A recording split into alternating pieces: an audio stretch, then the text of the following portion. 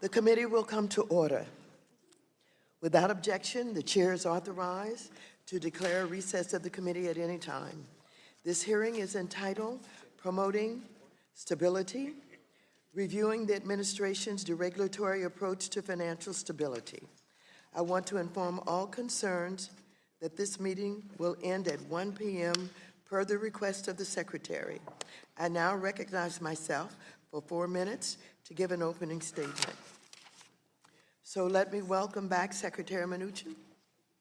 Today, we're here to discuss the Trump administration's actions that have undermined and not promoted our nation's financial stability. As I have said many times before, I'm very concerned about this administration's actions to eliminate important protections for consumers, investors, and our economy.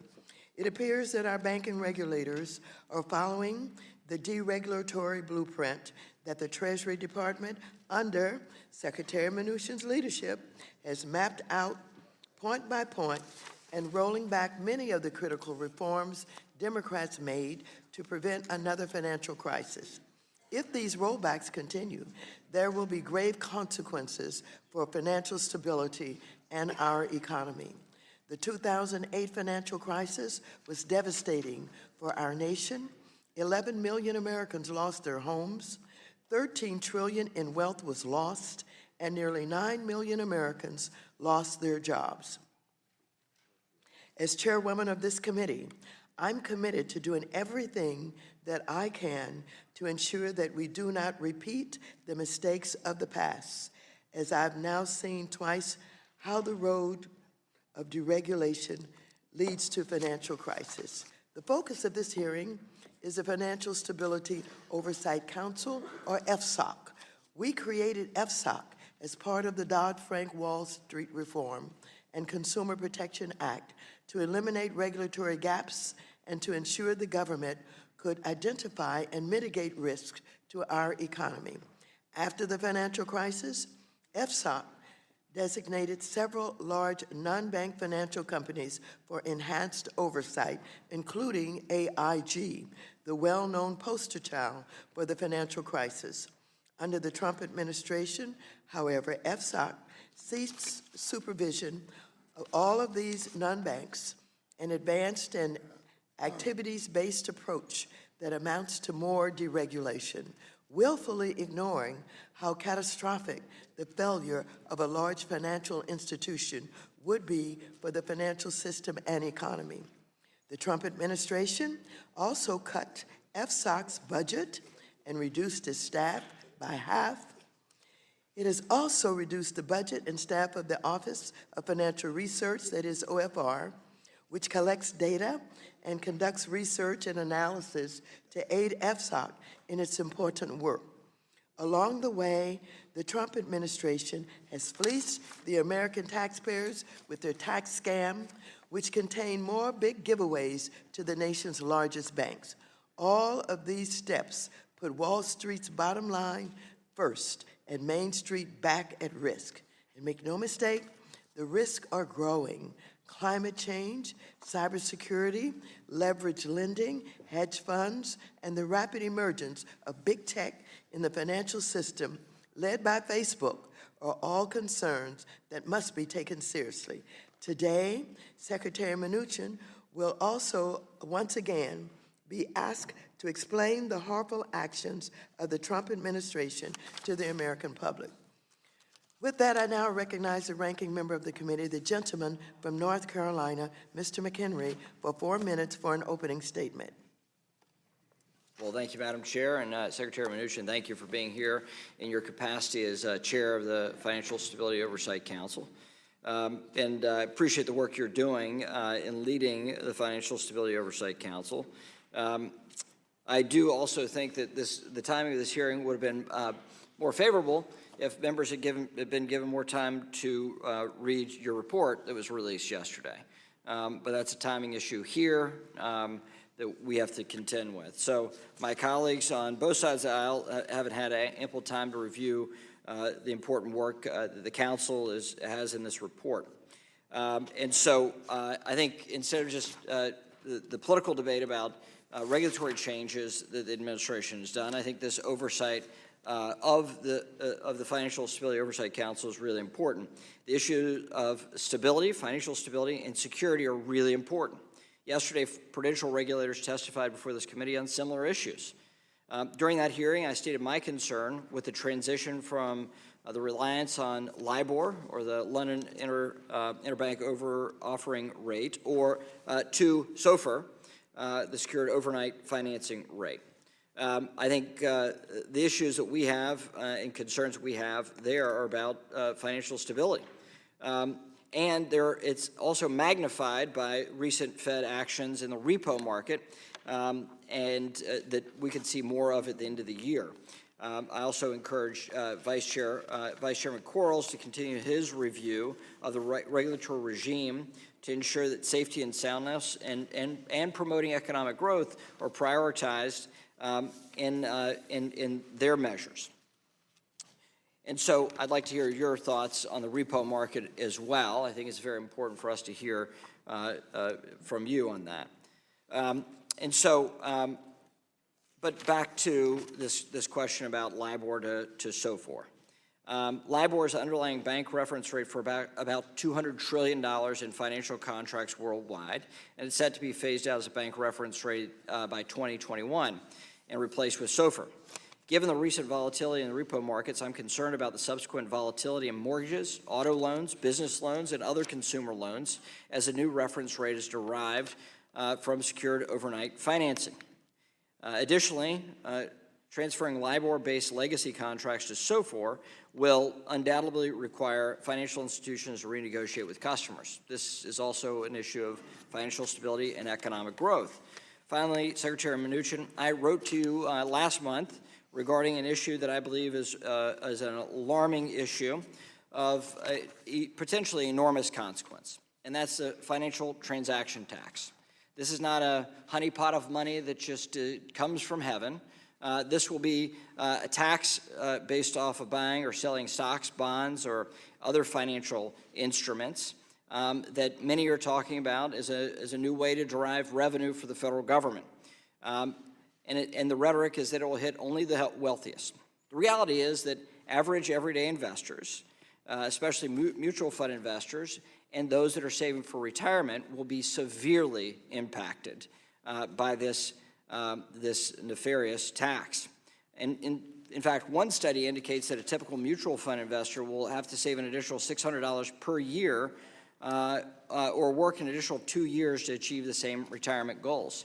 I would like to hear from the Financial Stability Oversight Council and from OFR on this matter. I think it's important that our government have an analysis of what this would do to our markets and our investors.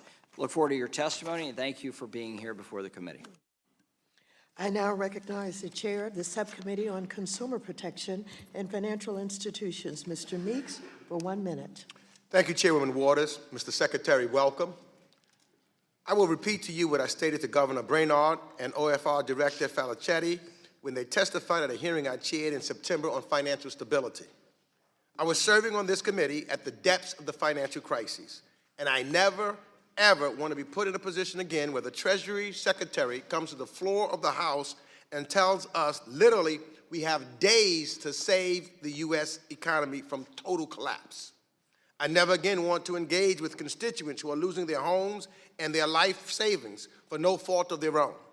But because the regulators and administration had completely lost track of systemic risk in the economy, mapping, quantifying, containing, and building contingency plans for systemic risk is not and should not be a partisan issue and should not be a means for scoring political points. This matters to every American family that is saving retirement to put a child through school, and I hope that we can do this in an intellectually honest manner, devoid of political or partisan influence. I yield back. Thank you. I now recognize the subcommittee ranking member, Mr. Lukemeyer, for 1 minute. Thank you, Madam Chair, and welcome, Secretary Mnuchin. I really appreciate you being here to testify today. Just yesterday, we had the prudential regulators before this committee discussing a myriad of issues, from regulatory right-sizing to the Community Reinvestment Act to future pending regulations. The financial services industry is facing a variety of issues right now, as you well know. As you are the head of FSOC, which serves as the body where regulators come together to discuss overall financial stability, I'm looking forward to discussing how FSOC is addressing the different matters affecting our financial system today. Major areas of concern include CECL, cybersecurity, fintechs, repo market, and LIBOR. All these things will have a significant effect on both consumers and the economy and deserve the full attention of FSOC. I look forward to discussing these issues, and with that, I yield back the balance of my time. Thank you. At this time, I want to welcome to the committee our witness, Stephen T. Mnuchin, Secretary of the Treasury. He has served in his current position since 2017. Mr. Mnuchin has testified before the committee on previous occasions, and I believe he does not need any further introduction. Without objection, your written testimony will be made part of the record. Secretary Mnuchin, you are now recognized for 5 minutes to present your oral testimony. Thank you very much. Chairwoman Waters, Ranking Member McHenry, and members of the committee, thank you for inviting me today to discuss the Financial Stability Oversight Council's 2019 annual report and other priorities of the Treasury Department.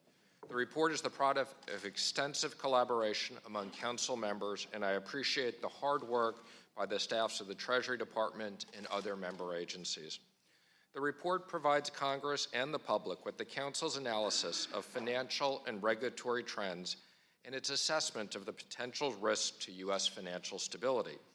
It also provides recommendations to enhance the integrity, efficiency, competitiveness, and stability of the U.S. financial markets. Since the publication of the Council's last annual report in December 2018, the U.S. economy has continued to perform extremely well. Economic growth in the United States far exceeds our G7 trading partners, and unemployment rates are near a 50-year low, including unemployment levels at or near level lows for African Americans, Hispanic Americans, Asian Americans, and women. Wages are rising faster for hardworking families, corporate and consumer delinquency and default rates are low, and financial conditions remain stable. This year's annual report discusses a number of risks we continue to monitor, but I want to highlight cybersecurity as one of the most important issues for the Council, regulators, and the private sector. Financial firms heavily rely on information technology, which creates great efficiencies for consumers and business, but also increases the risk that a serious cybersecurity incident could negatively affect the economy and potentially have implication for U.S. financial stability. We make specific recommendations in the report on this important topic. Among other things, government and industry should work together to constantly update and share best practices to ensure that we are treating cybersecurity as a vital national and economic security priority. The report also provides a strong message to market participants about the need to prepare for a transition away from LIBOR as a reference rate. Failure to prepare adequately could cause significant disruptions across financial markets and to borrowers, given the widespread use of LIBOR. We recommend that market participants formulate and execute transition plans, and that any new instruments that reference LIBOR should include fallback language to mitigate the risk in the event that LIBOR becomes unavailable. We also encourage financial regulators to evaluate the effects of new financial products on financial stability, including potential risks from digital assets and distributed ledger technologies. We will continue to use the Council's working group on these issues to promote consistent regulatory approaches to identify and address potential risks while promoting American leadership in financial services innovation. Turning to another of Treasury's key priorities, we will continue working with this committee on meaningful housing finance reform to foster competition for the benefit of consumers, protect taxpayers from future bailouts, and facilitate a smooth transition for the government-sponsored enterprises out of conservatorship. I am proud of the work we have done with President Trump's leadership to create a resilient, thriving, and prosperous economy. Thank you, and I look forward to answering your questions. Thank you very much.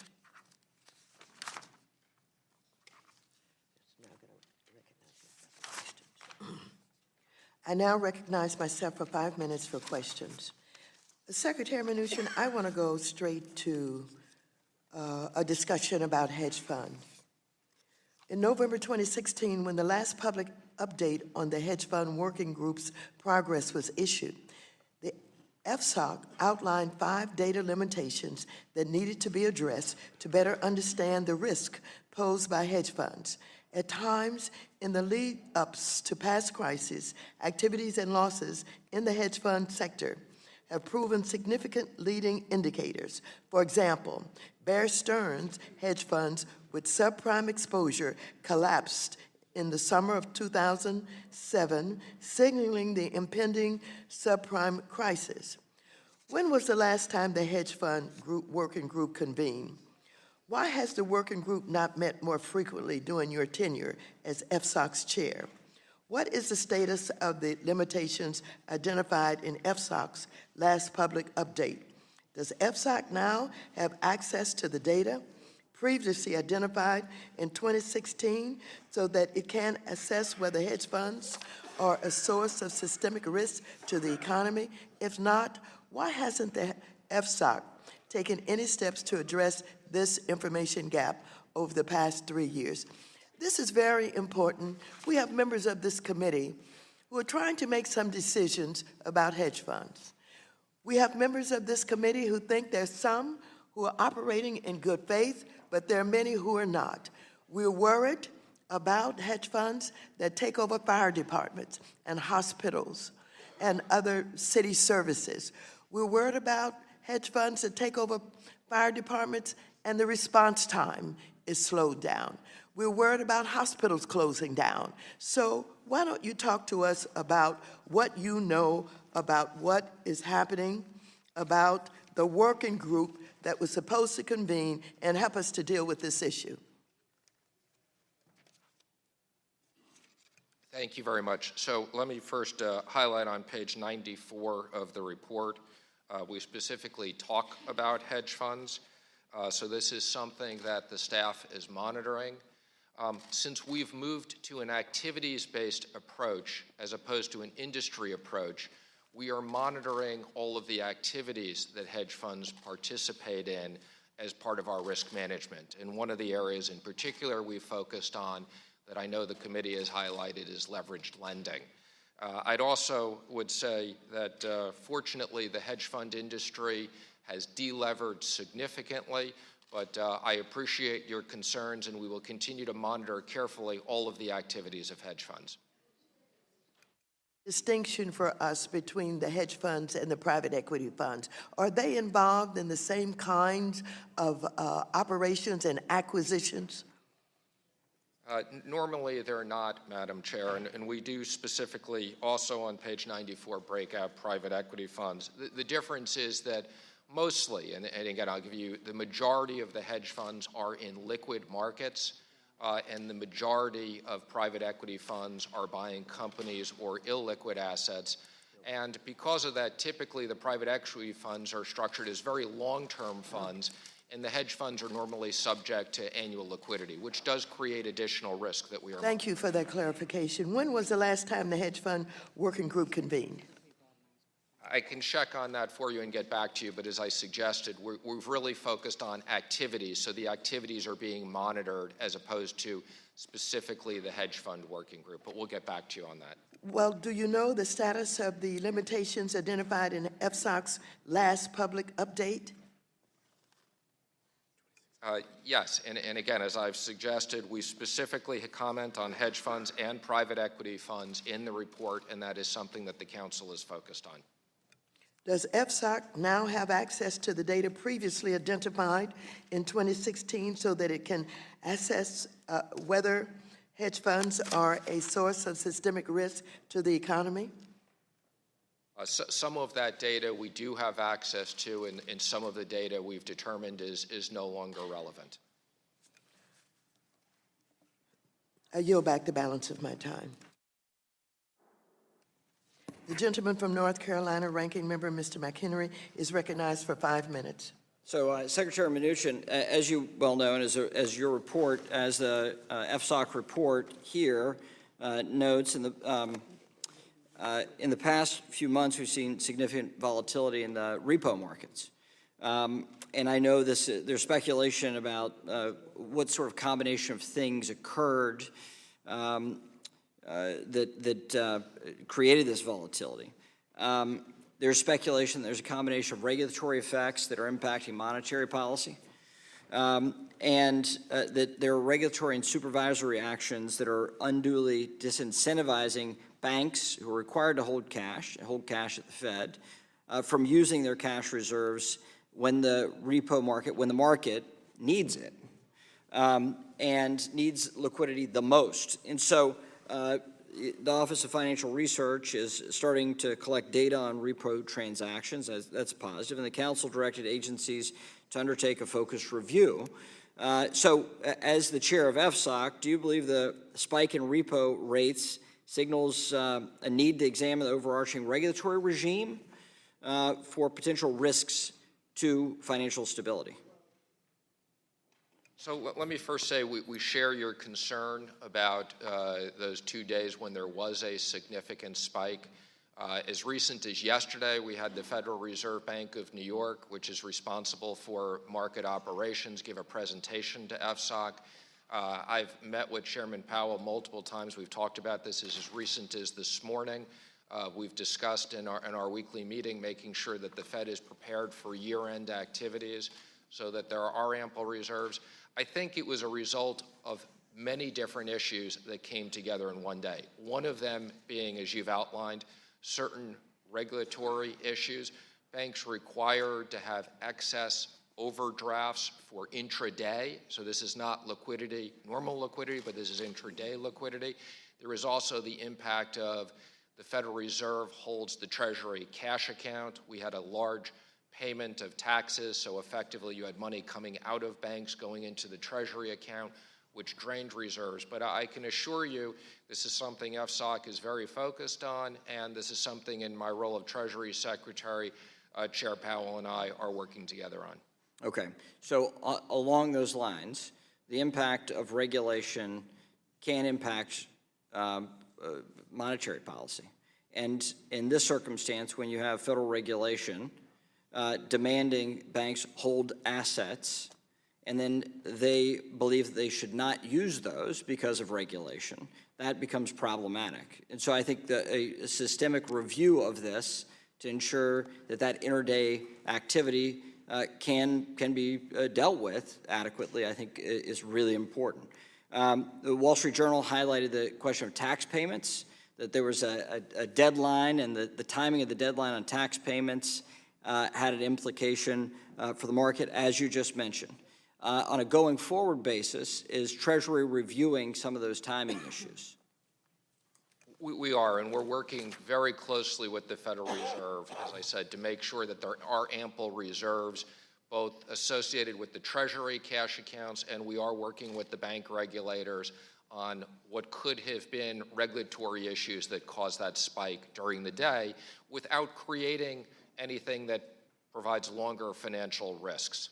Thank you. And in 2018, and again in yesterday's report, FSOC outlined and highlighted that ending LIBOR as a reference rate is a concern to financial stability, and recommends that member agencies work closely with market participants to identify and mitigate risks during the transition from LIBOR to SOFR. Do you believe that financial regulators are adequately prepared for this transition? Well, I can assure you that this is something that we are very, very focused on. It is a risk, as you've highlighted, we've outlined. Yesterday, just as an example, Chair Powell, myself, Randy Quarles, members of the OCC, the FDIC, and others met with 10 bank CEOs to specifically talk about this issue of LIBOR and the transition. We're working closely with the SEC because we're also very concerned about securities and how securities will transition in the role of trustees. We may need to come back to Congress at some point and suggest some regulatory language and law to deal with this, but I can assure you this is one of the top risks that we are very focused on. Thank you, and thank you for your response on my request on the financial transaction tax as well. We'll follow up. Thank you. The gentlewoman from New York, Mrs. Maloney, who is also the chair for the Subcommittee on Investor Protection. Entrepreneurship and Capital Markets is recognized for 5 minutes. Oh. Okay. I believe your statement is accurate for at least a week. Why did you give me this?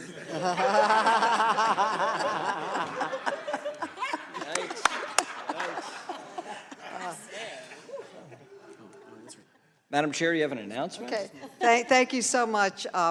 Thank you so much for your leadership, Madam Chair. And I want to thank the Secretary for your continued leadership and support for the Corporate Transparency Act, the Beneficial Ownership Act that recently passed out of this committee with strong bipartisan support. It would not have happened without your support. I wanted to thank you. Law enforcement in my home state, New York, and across the country considers this bill to be their top priority to combat terrorism financing and to make us safer. So I want to thank you. I do not think it would have passed without your support. I'm very grateful. My first question concerns the Federal Reserve, which recently warned about the ballooning corporate debt, which sits at nearly $10 trillion. That's about half the size of our overall economy. And there is a particular focus on the growth of the near-junk BBB bonds and the continued rise of leverage lending. Personally, I'm very concerned that a lot of this debt is being used for financial risk-taking and stock buybacks. I'm also troubled to see that in the CLO market, there's been a wave of downgrades, and there are questions as to whether there's enough data on the CLO market. So I have two basic questions. First, does the FSOC have a grasp on the global leveraged loan market? And specifically, who actually holds most of the outstanding CLOs? And secondly, other than monitoring, what is FSOC doing to keep the surge of risky corporate debt in check? Thank you. First of all, thank you for your work on beneficial ownership and your acknowledgement of our contribution. We are currently working with the Senate, and we look forward to bipartisan support turning this into law. Thank you. Specifically, as it relates to your issue, let me just first say that the leverage lending market is something that FSOC is very focused on. We've had several presentations at FSOC. We have a group within FSOC of all the different regulators that are looking at this. It's one of the things as part of an activities-based approach that we are monitoring the risk. The first issue we've examined is what's the exposure in OCC and FDIC banks? And I'm pleased to report that a lot of the leverage lending has moved out of the bank market to the CLO market, as you've commented. The CLO market does have long-term capital associated with it. It is something that we're carefully monitoring. And I would also just comment, you're right, there has been a very large issuance of BBB bonds. I don't think that's been used for stock buybacks. Most of the stock buybacks have been done out of cash and not additional leverage, but we are monitoring the BBB market also carefully. Well, thank you. I want to make sure you use every tool available to understand their connectedness to our overall economy. You've recently talked about LIBOR and SOFR in our hearing today. Do you think that the recent issues in the repo market indicate that SOFR might be more volatile than anticipated? We've seen a lot of turbulence that's raised some questions about it. No, I'm not concerned. I mean, I am concerned about the transition from LIBOR to SOFR, and that's something that we are very focused on because it is both a regulatory issue, it's a technology issue, it's a legal issue. As it relates to SOFR and the volatility in those 2 days, over a long period of time, it would not have a big impact on SOFR. But the thing we like about SOFR is that it is a market that can't be manipulated, it's highly liquid, and it's demonstrated and calculated, unlike the LIBOR markets. Well, that sounds like it is a good move. My time has expired or getting close to being expired, and I look forward to working with you to pass the beneficial ownership bill. Thank you. I yield back. The gentlewoman from Missouri, Ms. Wagner, is recognized for 5 minutes. Thank you, Madam Chairwoman and Secretary Mnuchin. Thank you for testifying before our committee today, we have seen proposals to implement a financial transaction tax in both the House and the Senate. In addition, a number of Democrat presidential candidates have either endorsed or are considering a financial transaction tax. These proposals would place taxes on financial transactions typically involving stocks and bonds and derivatives. This tax would result in fewer trades and will lead market participants to look for other ways to avoid the tax. This will both reduce capital gains taxes and might lead to other forms of tax evasion. Additionally, a financial transaction tax has already been tried internationally, and the results have been very poor. In Italy, the tax just raised 159 million euros of a targeted €1 billion in its very first year.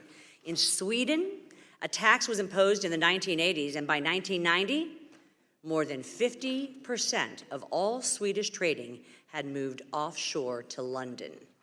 While proponents of the financial transaction tax argue that it would only affect the wealthy, that is simply not the case.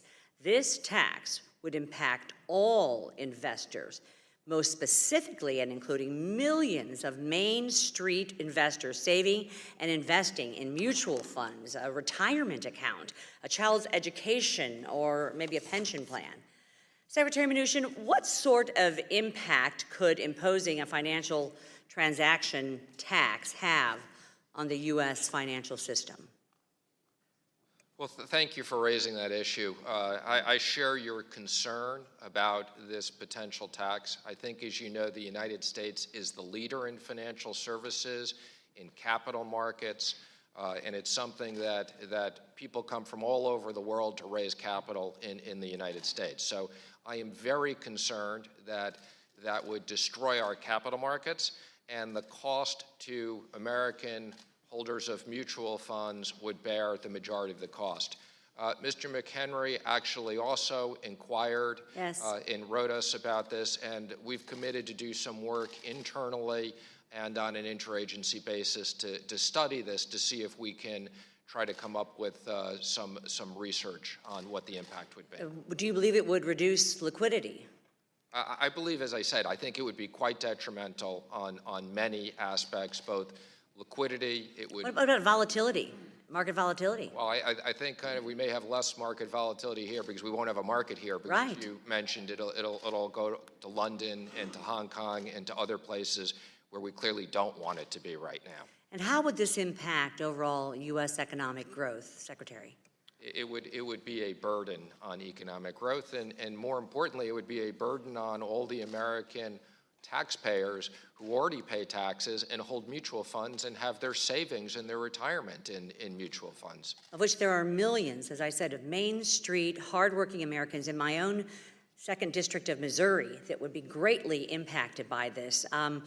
Could this tax result in fewer trades and lead to market participants to look for other ways to avoid the tax, the kind of tax evasion that we've seen internationally in other countries?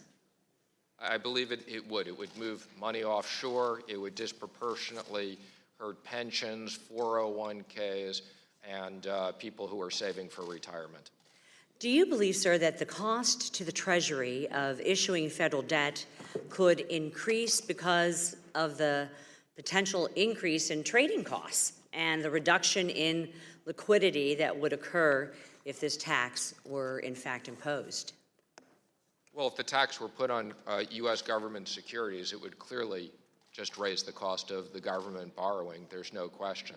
So federal debt would even be affected by this? It would.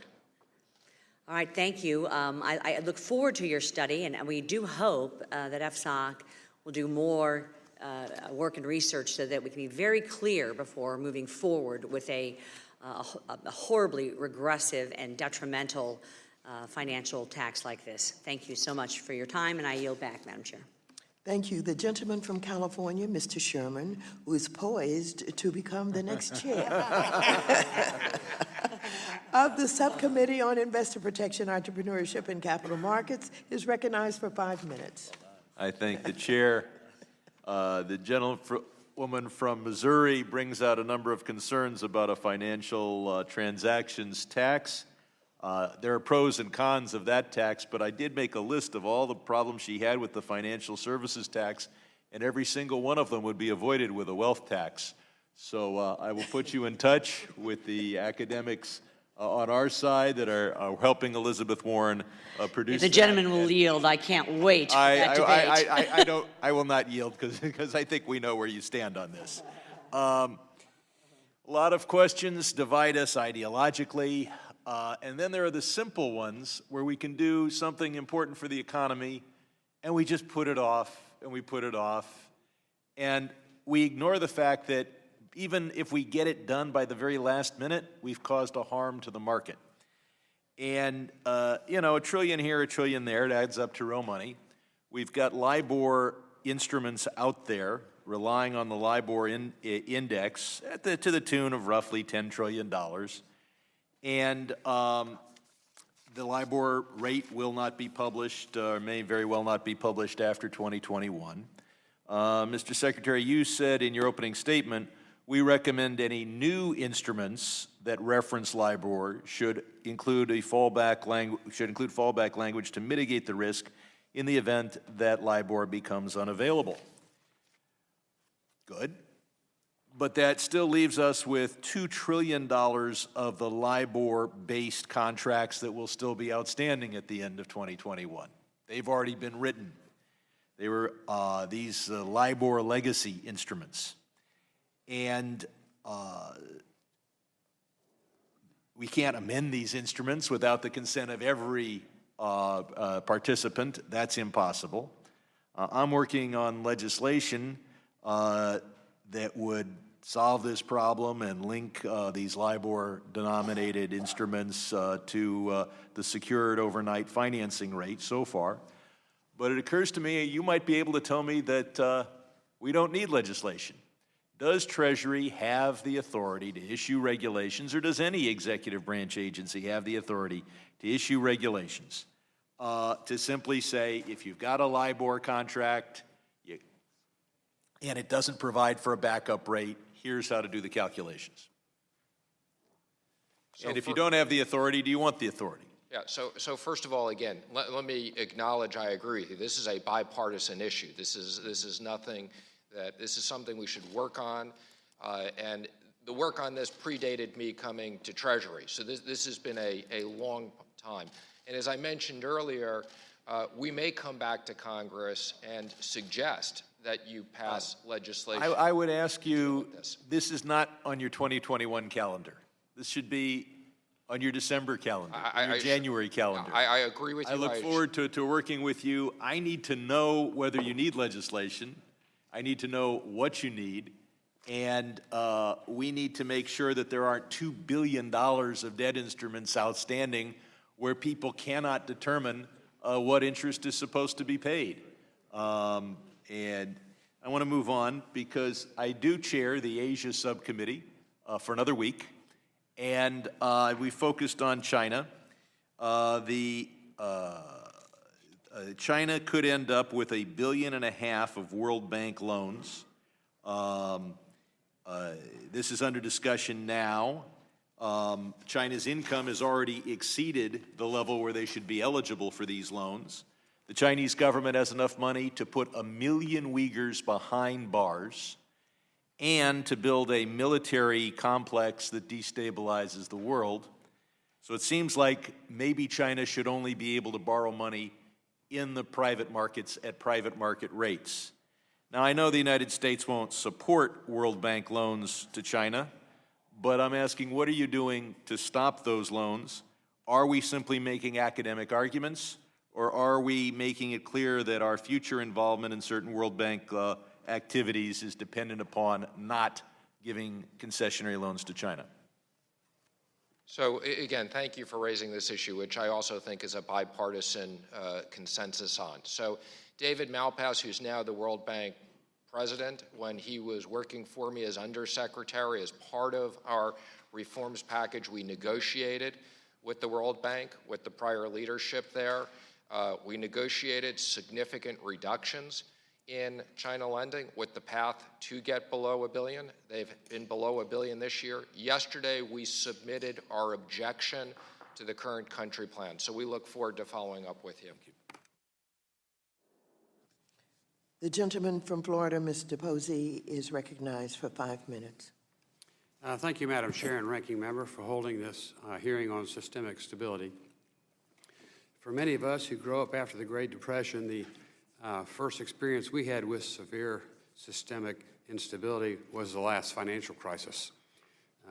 At this time, we often watched the classic movie, It's a Wonderful Life, where we experienced the drama of a run on the banks with George Bailey, the hero of the movie, played by Jimmy Stewart, who saves a small-town savings and loan from the bank run. The last crisis taught us that we no longer live in the world of Jimmy Stewart banks. Runs on other financial system liabilities like money market funds may often threaten far greater consequences today than bank runs. Markets for assets may collapse in dramatic ways and destroy the ability of financial institutions to fund their asset holdings and meet the survival constraints imposed by liquidity and even solvency. We often hear the words, you can't be too careful. But the reality is that in regulating our financial system, we can be so careful that we stifle its innovation, restrict credit and finance, slow economic growth, and inhibit jobs for people. We must strike a balance between the risk and return, and we must look to those balanced solutions to keep our economy on a path towards sustained growth. Mr. Secretary, please let me commend you for your leadership in working with other key regulators to finalize reforms related to the proprietary trading provisions of the Volcker Rule. Thank you. As you know, our banking history was different from banks in England, where banks focused on trade capital and played a limited role in long-term capital markets. In this country, banks always had a role in capital markets and the investments that made our economy a mighty engine of growth, the Intercontinental Railroad, shipping, and a host of other industries. I believe banks have a key role to play in venture capital, and the Volcker Rule is restricting that vital function. I recently joined other members of this committee in sending a letter to you and other key stability regulators asking that you move quickly to issue a proposed rule to amend the covered fund provisions of the Volcker Rule. Specifically, we ask you to revise the overly broad definition of a, quote, covered fund to exclude venture capital and other long-term funds. So my first question for you today, Mr. Secretary, is the statute makes you, as chair of FEFSOC, responsible for coordinating rulemaking. Are the financial regulators and the Department of Treasury working on changes to the covered funds provision? And if so, could you please provide us with an insight on the timing for such a proposal? Thank you. So first, let me just acknowledge what you said, that the healthy banking system is critical to our economy, and our banks have de-risked and built up significant amounts of capital. So the regulators have already made some proposed changes to the Volcker Rule that won't create undue risk, but will create more liquidity in certain markets, and we are working with them, as you've suggested, on the covered fund issue as well. Thank you. Any idea what the timeline would be on that? I would hope it's over the next 90 to 120 days, but we'll get back to you. Do you expect much criticism in that regard? I'm not going to speculate, but any proposed rulemaking will be open to public comment, and we'll take those comments into consideration. I wanted to talk about some of the climate change regulations, but I've only got a minute left, and just wondered if you give me your assessment on the usefulness of taking the short-term stress testing discipline into much longer period realm of climate change. Does that make any sense to you? It does not. I'm sorry, you repeat your question. I want to make sure I heard it correctly. Okay. I said it does not, but I want to make sure. Just wonder what your assessment is on the usefulness of taking the short-term stress testing discipline into the longer-term realm of the climate change requirements. Well, let me just say, in my vast expertise on a lot of different things, climate is not one of it, but I think the banks have a difficult enough time on modeling different risks. I think long-term climate risk is something that's subject to a lot of different views, and as long as there's proper disclosure, I think that's adequate. Very good. I thank you, and my time has expired. Yield back. Thank you. The gentleman from New York, Mr. Meeks, who is also the chair for the Subcommittee on Consumer Protection and Financial Institutions, is recognized for 5 minutes. Thank you, Madam Chair. Mr. Secretary, I think that we can agree, as I said in my opening statement, I'm really concerned. I mean, it was one of the most things that shocked me as a member of Congress is when Secretary Paulson came on the floor talking about that our whole economy was going to drop. And so with FSOC, we're trying to look forward to try to figure out what's going on and what will happen in the future. I have, some real concerns because as I look at the Chinese growth stalling, as I look at the European economies are slowing with some entering recession, I look at Brexit looming and what effects that Brexit may have, and then all of the turmoil that is going on in Latin America, it gives me real concerns. And when I look at some of the forecasts, the U.S. economy is slowing also. History may not repeat itself, but sometimes it certainly rhymes.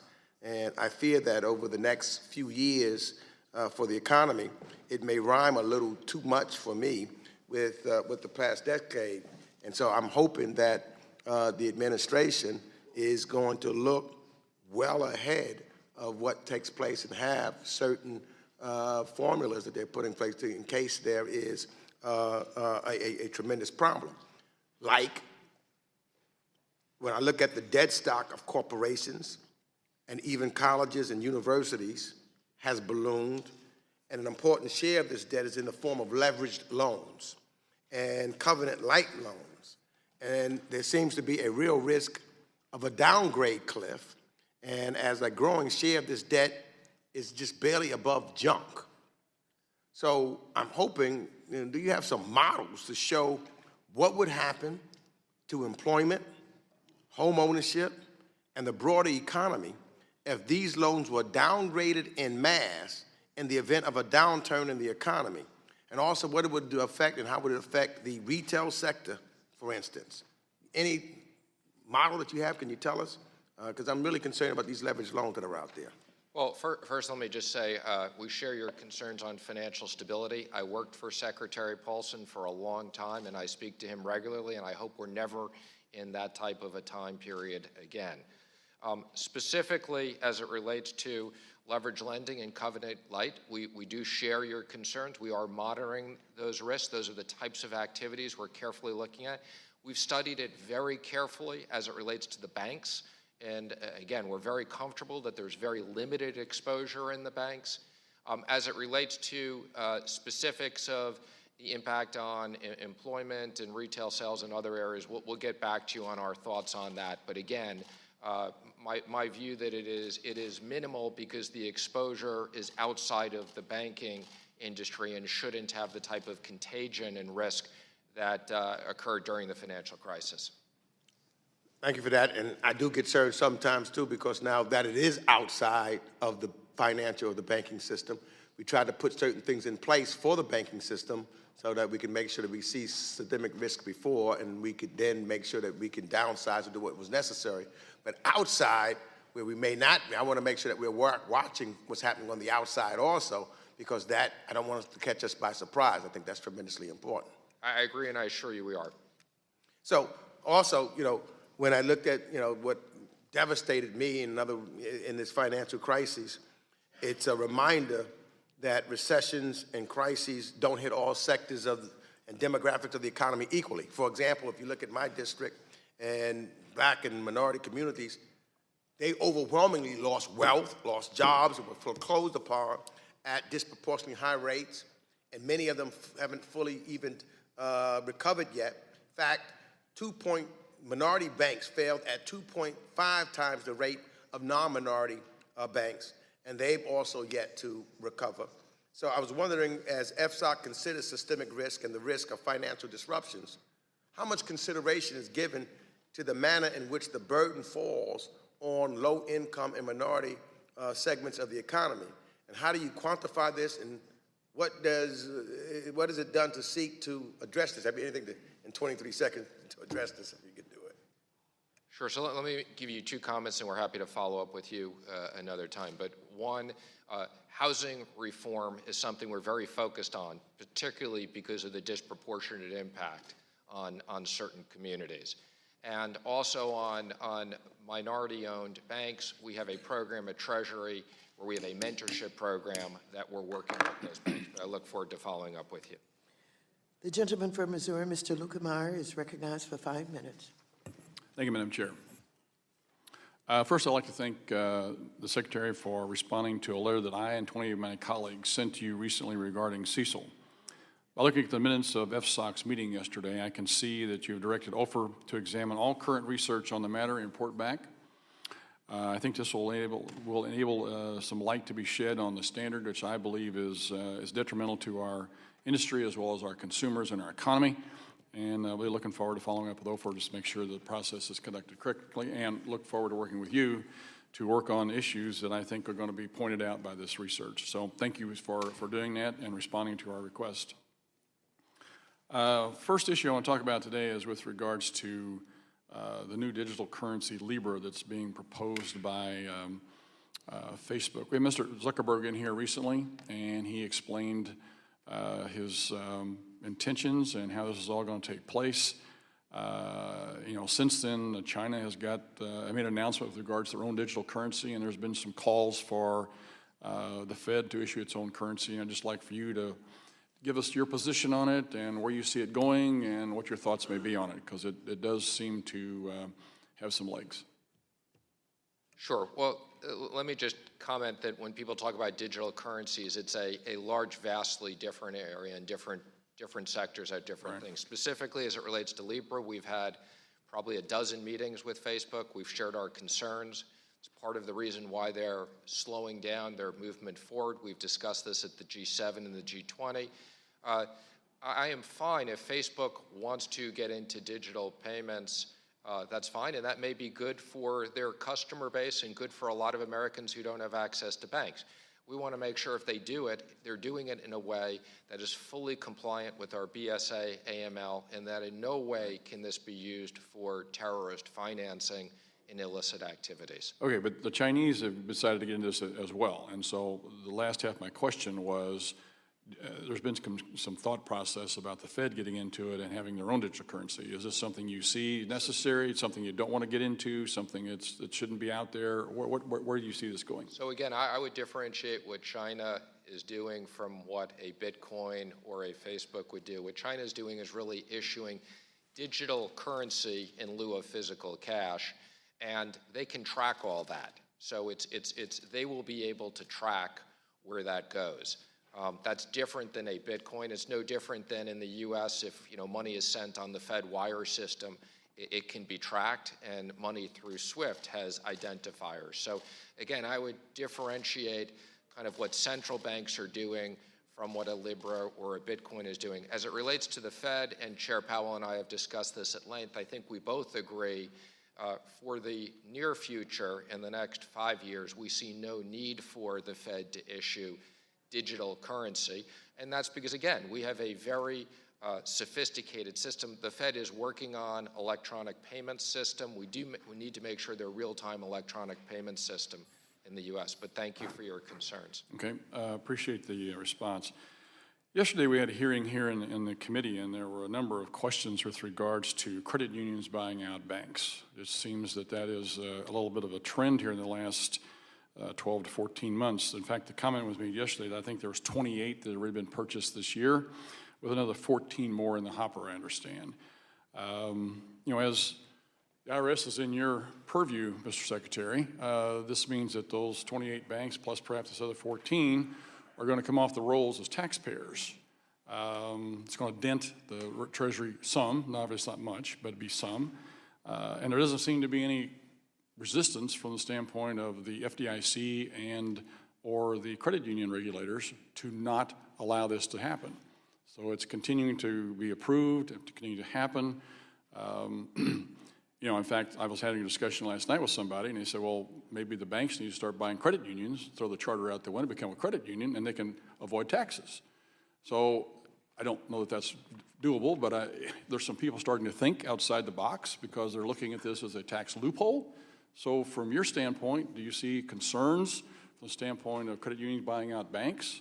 Is this just another part of the merger situation that's going on in this country, or is there a trend? Is it a tax evasion situation? How do you view this?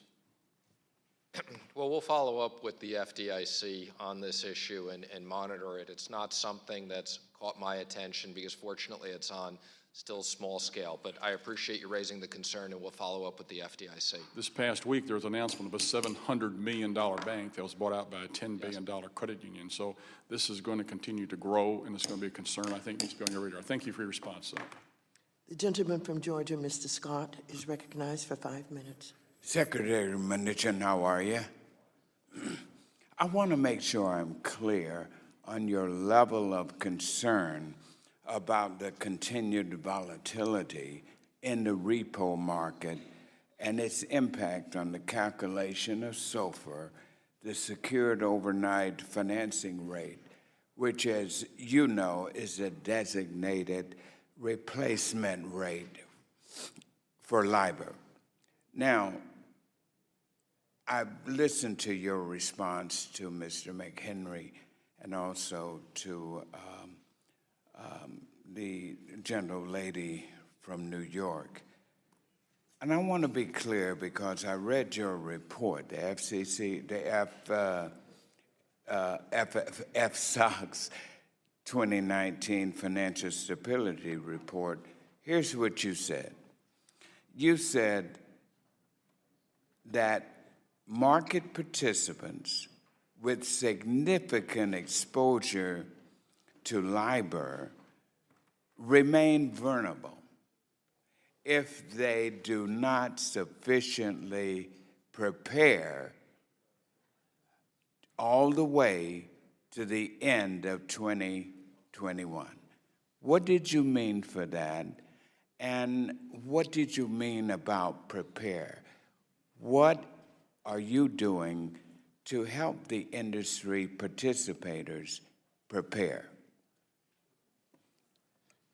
Well, again, let me just emphasize two different issues that are related in a way, as you said.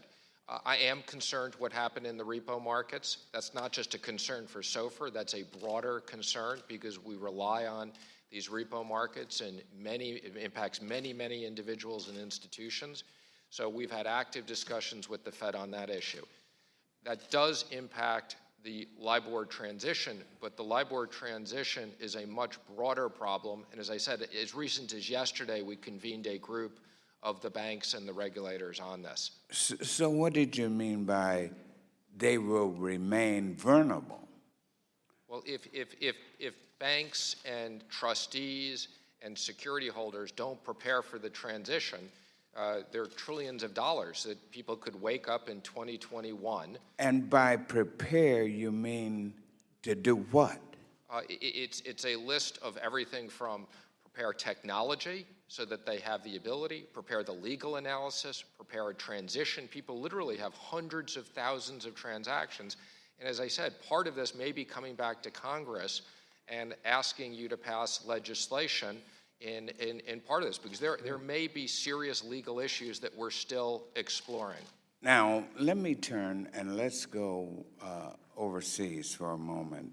I'm very concerned about Brexit and the particular impact that Brexit will have on our businesses, on our financial markets, particularly because of the uncertainty we are seeing around the whole deal of delays after delays and the failure of them to come up with a clean deal. So what I want to get from you as our Treasury Secretary, how concerned are you about this situation with Brexit and its impact that this uncertainty is having on our cross-border transactions with our financial market participants? Well, I would describe I'm moderately concerned. I've been discussing this issue for the past 3 years with my counterparts at the Bank of England, as well as the regulators and the finance minister, who's the Chancellor of the Exchequer. It is a significant risk to the UK.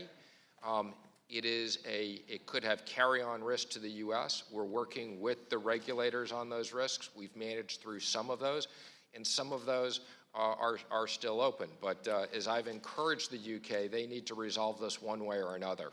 Now, also in your report concerning that, you said this. You said that, and you highlight the potential for risks and that they will have significant spillover effects in the United States should there be a no-deal Brexit, particularly with regard to the cross-border transactions. What did you mean by that? What would be the potential with no deal? What would be better for us or worse, no deal or deal, in your mind? Well, let me just say I respect the people of the UK. They can decide whether they want to be in Brexit or they don't want to be in Brexit. The risk is making sure that whichever case, there's a coordinated transition. Thank you, Mr. Secretary. The gentleman from Oklahoma, Mr. Lucas, is recognized for 5 minutes. Thank you, Madam Chair. And thank you, Mr. Secretary, for appearing before this committee one last time before year's end. Secretary Mnuchin, in the Council's annual report, it recommended that government and private sector should have more effective information sharing practices. Could you expand on how agencies can best work with financial institutions to address cyber security concerns without inhibiting the growth of emerging technologies? So as I highlighted in my opening comments, cybersecurity is one of my most important priorities. While I think the industry is well prepared, we can never be prepared enough. The bad people continue to operate. We need to make sure that our financial markets are not only protected for today, but are protected for the future. And it's a coordinated response between private companies, public companies, the intel community, as well as the Treasury and the regulators. Secretary, in what ways is FSOC and its members educating the general public on cybersecurity risk, particularly, as you noted, those coming from bad actors and bad actors abroad, too? Well, our focus is less on educating the general public and more making sure that the banks are educated, they have the best practices. The general public will be protected as long as the banks and the financial system is protected, and that's what we work on every single day. One last question, and thinking of my colleague discussing Brexit for a moment. You're in a unique position with your finger on the national economy, a business person of much experience. Could you speak for a moment about the potentially how much better the USMCA deal is for American workers and why it's essential for the economy that we act swiftly on that in this body? I mean, first of all, let me say I hope that Congress passes this between now and the end of the year. I know Ambassador Lighthizer, the Speaker, and others are working closely on this. And this will be a terrific win for American workers, for the American economy. Our largest trading partners are Mexico and Canada. These economies are interlinked. This is a great step for growth. Thank you, Mr. Secretary. And with that, Madam Chair, I yield back. Thank you very much. The gentleman from Colorado, Mr. Perlmutter, is recognized for 5 minutes. Mr. Secretary, good to see you. I'm over here. My questions are going to go back towards that repos, the repurchases, because there are some flags here. And, you know, last year, banks had the most profits they've had in forever, in part because of the big tax cuts and stuff like that, but huge profits. And at the same time, we saw the excess reserves of the banks decline by 35% since 2017. And at the same time, as the Fed and Treasury were sort of shrinking the balance sheet, all of a sudden over the last few months have had to expand it again. I don't understand how those all come together. And if you could try explaining it again, I'd appreciate it, because we got big profits, shrinking reserves, and now expansion of the balance sheet again. Those are the kinds of things that I think we have FSOC in place to monitor. So what is it that is really driving this on a bigger scale, if you could tell us? So I'm happy to address it again because it is a very important issue, and I don't want to minimize it. And again, as recently as yesterday at FSOC, we had a presentation from the Federal Reserve Bank of New York. I think there's a lot of different issues that came together on those 2 days that caused the spike. It was not any one single issue, but we are studying it carefully to make sure that this doesn't occur again and to make sure it doesn't occur on a prolonged basis. The banks are having very good profits, mainly because of the U.S. economy is performing very well. I don't think this has to do with an issue of bank profits. This has to do with an issue of bank liquidity. The banks had plenty of liquidity. So the banks had enough liquidity to go in and take up the repo, but they didn't want to do it. And the reason they didn't want to do it had to do with different regulatory tests that fit together. So it wasn't, the liquidity test was fine. It was different ratios that they were worried about hitting and tripping. So again, this was partially a Treasury issue of tax day. It was partially a regulatory issue. It was partially a reserves issue. And then just to comment, as you said, the Fed has been shrinking the balance sheet, which I think makes sense because as they went out of quantitative easing, they didn't need a giant. That was for the financial crisis. And what they're doing now doesn't impact the growth of the balance sheet by buying securities. It's really a cash management function around the repo markets. But these are all very complicated issues that were intertwined and we continue to work. Well, but those were sort of the things that led up to the recession 10 years ago. That all of a sudden there was this illiquid setting of our banks. And then everybody started getting nervous and the auction rate securities went to heck and everything else started closing in. And I guess it just doesn't add up for me. We're making money over here, but we're shrinking, but all of a sudden the reserves are shrinking like crazy. We try to shrink the balance sheet, but now we're expanding it again, and it isn't just 2 days. It's been happening for several months now. Again, I can assure you that the technical issues that happen around this have nothing to do with the financial crisis. The financial crisis was driven primarily by real losses, okay, in real estate markets and highly leveraged securities. This is all about the government repo market. And again, when we talk about the reserves at the bank, the excess reserves, most of those excess reserves are locked up at the Fed because of regulations that require the banks to have so much excess liquidity. But let me slow you down for a second, because I asked my staff to just kind of give me some numbers on student loans, on auto loans, and on corporate debt. I mean, we're at $1.6 trillion in student loans. 44 million Americans have student loans, 29, almost 30,000 the average debt. Auto loans, we're at 1.26 trillion. 107 million Americans have auto loans. 7 million Americans are more than 3 months behind. And corporate debt, we're at 10 trillion, 1.3 trillion in leveraged loans, 1.2 trillion in junk bonds. I mean, there's a lot of lending going on out there. And so the question is, are we getting overextended again? And that's what I'm worried about.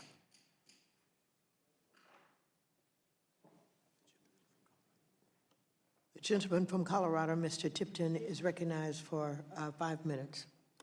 Ms. Secretary, did you want to answer that? Thank you. What I was just going to comment on is I think it's a good thing that we have a lot of lending, a healthy economy. And again, I really do think that this bank issue is a highly technical issue, but it is something we are very focused on. And student loans, that's a longer subject that we're studying carefully. We share certain concerns on the student loan market right now. Well, thank you, Ms. Secretary, and appreciate you taking the time to be able to be here and speaking to that specific point. The ability to be able to have access to capital, to be able to get this economy moving. And, I think it's worthy of note, in the first 1,000 days that you've been in office with President Trump, You've been able to implement historic tax reform to be able to take extraordinary steps to be able to safeguard national security, making strides to being a better steward of taxpayer dollars. And it's important to note that our free market system, with the help of tax reform and other deregulatory policies that have come out of Congress and the Trump administration, have helped to be able to stimulate my state's economy in Colorado. In the past year alone, Colorado employers have created 43,800 jobs. Nearly 67,000 Coloradoans have found jobs. In fact, in my state, the unemployment rate is at 2.6%. As you noted in your testimony, we are at a 50-year low on unemployment in this economy right now.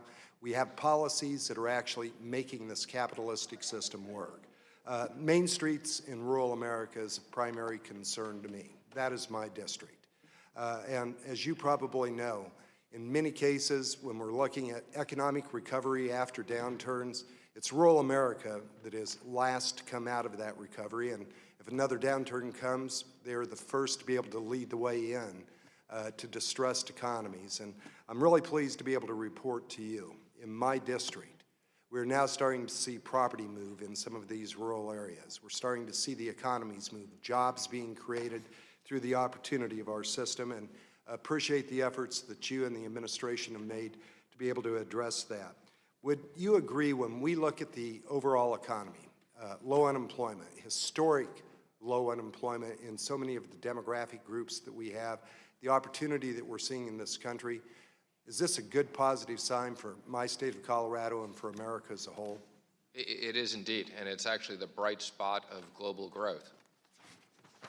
And I think that's something that's going to be important for us as a Congress, as a nation, to be able to keep our eyes on. You know, despite some of this historic growth, we have some of our colleagues across the Capitol and governors' mansions across the country that are trying to upend our capitalistic system that has benefited the majority of Americans in this country. The economic engine that we have in this nation is something to be celebrated and to create those opportunities in front of us. We should not be pursuing socialistic policies to be able to redistribute income, to be able to slow that down, but rather policies that are going to be making sure that every American has that opportunity to be able to reach their highest and best potential, as God has given them the ability to be able to do. I'd like to be able to encourage you and the administration to be able to continue those policies that are creating opportunity for so many Americans, to be able to reject those who are going to be seeking to be able to redistribute income, to build out bigger government, more programs, rather empowering people with their own resources to be able to build for that bigger, better, and brighter future. Appreciate you again taking the opportunity to be able to be here today and for your work on this economy, and want to wish you and your family the best for the holidays. Thank you. Now yield back. Back. Thank you. Gentleman from Colorado yields back. The gentleman from Connecticut, Mr. Himes, is recognized for 5 minutes. Thank you, Mr. Chairman. Thank you, Mr. Secretary, for being here. I'd love to use my 5 minutes to have you reflect a little bit on shadow banking, and in particular the intersection of shadow banking and the mortgage system. I'm of a tenure. I was sworn in January of '09 when this committee wasn't sure that Citibank, for example, would remain solvent until probably a couple of quarters had gone by and all the implications.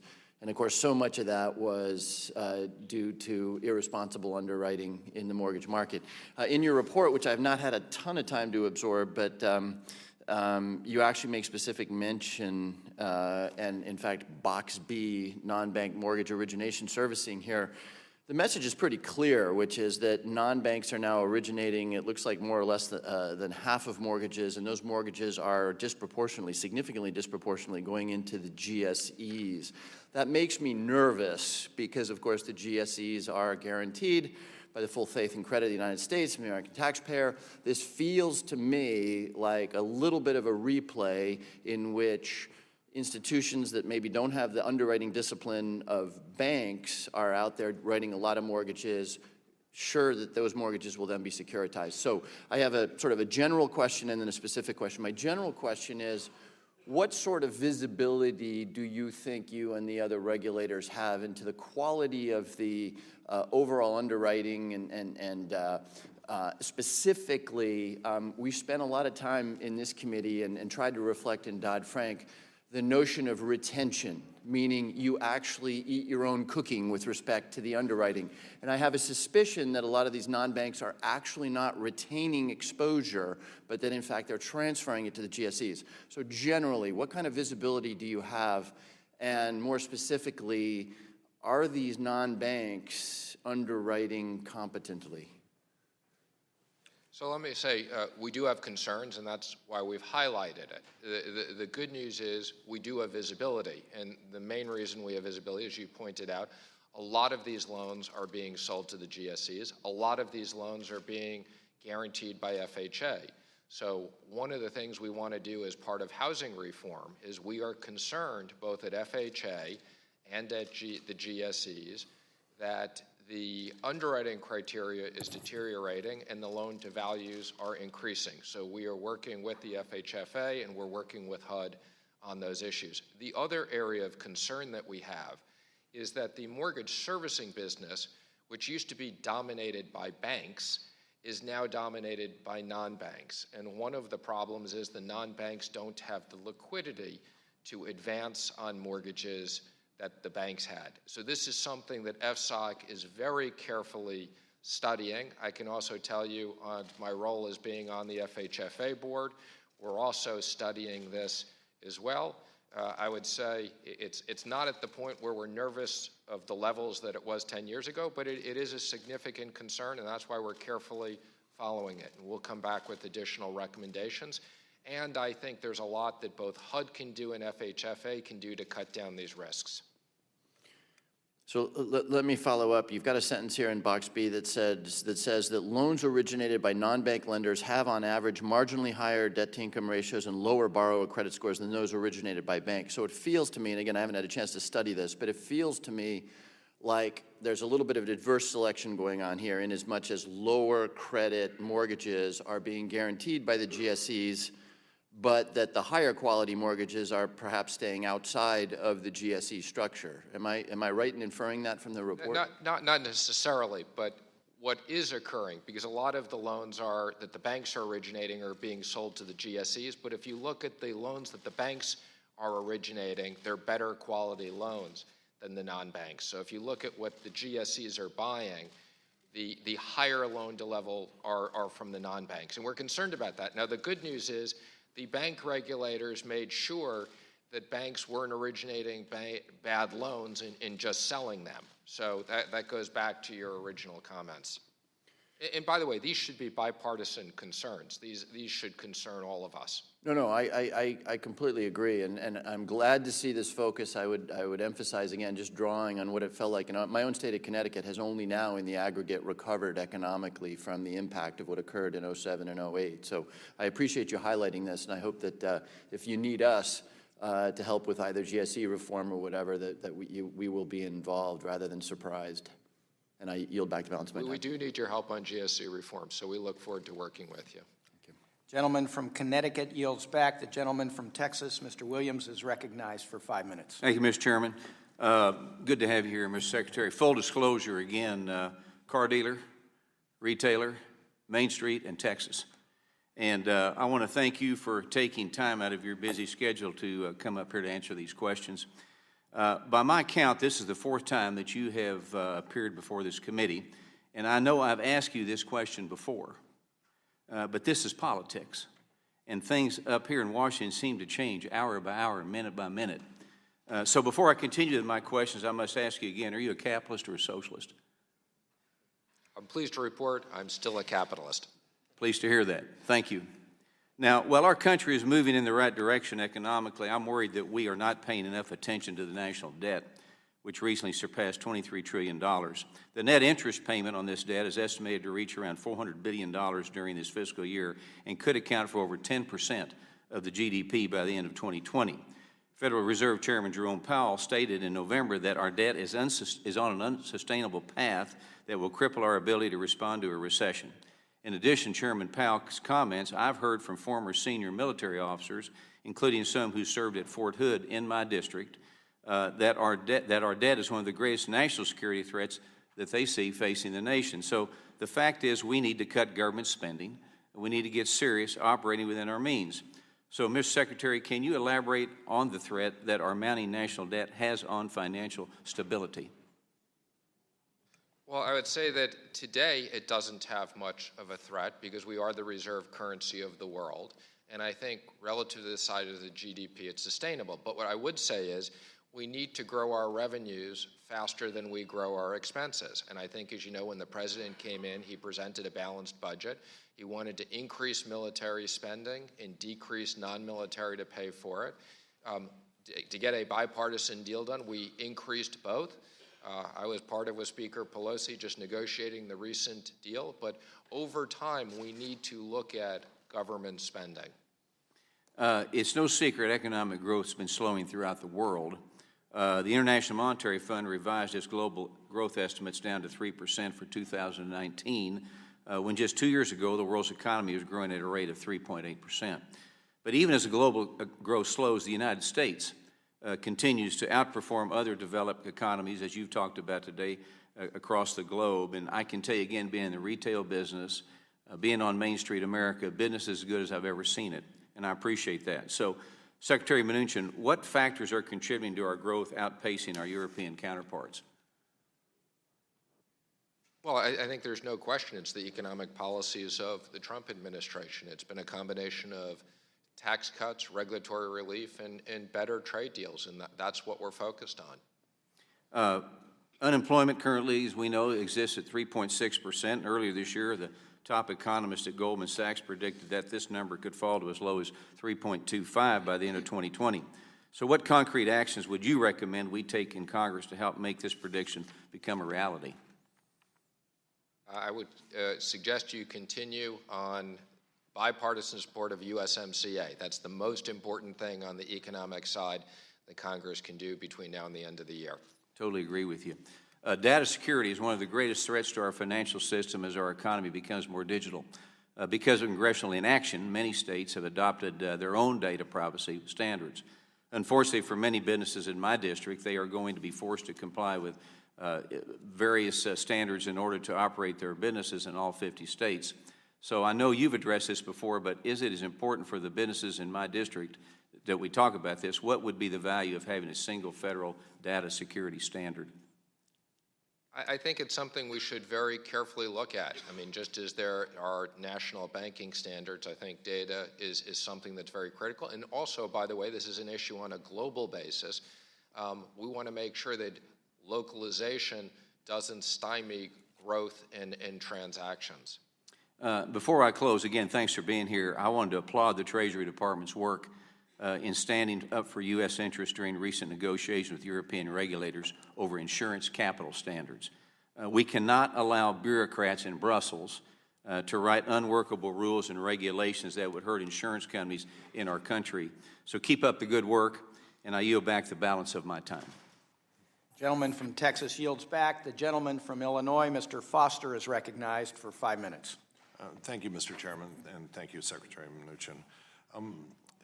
There are so many new emerging threats to financial stability today, from cryptocurrency projects such as Libra to ballooning levels of corporate debt, leveraged lending, questions about the accuracy of the ratings from bond rating agencies, in addition to climate-related risks, the concentration of cloud services providers, just a very long list.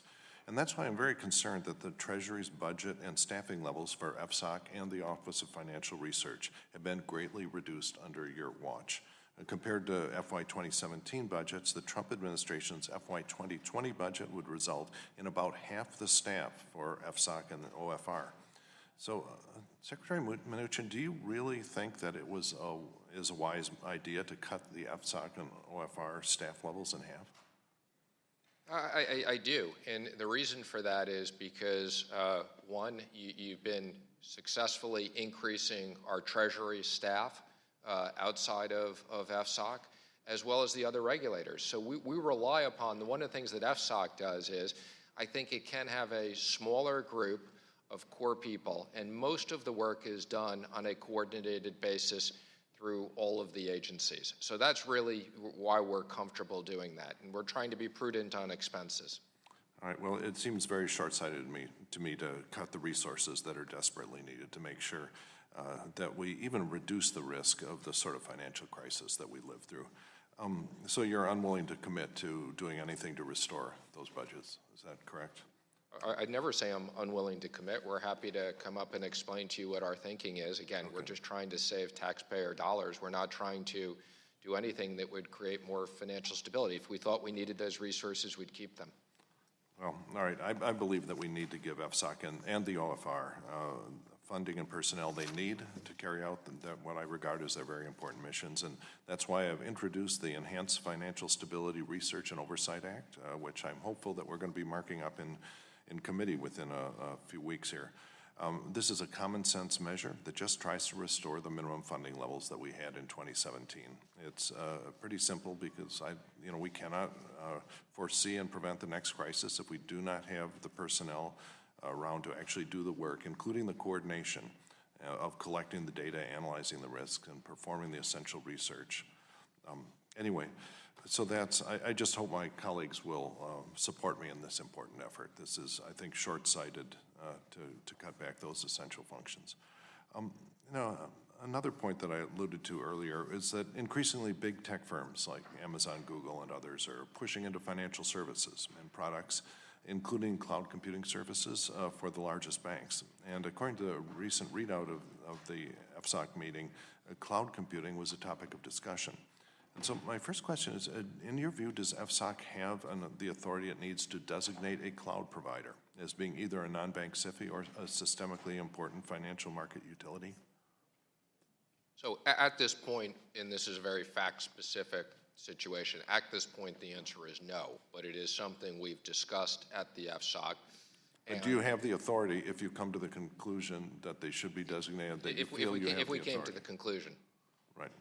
Okay. I have a real worry that the concentration of cloud providers, it would be an interesting thought experiment to say what happens if, for example, there was not too long ago a story in Bloomberg about the possibility that Chinese had put little hardware bugs in very widely used equipment inside cloud utilities. And so if that is discovered at a single cloud utility where they have to replace a big fraction of their hardware and have to be down for potentially months while that happens,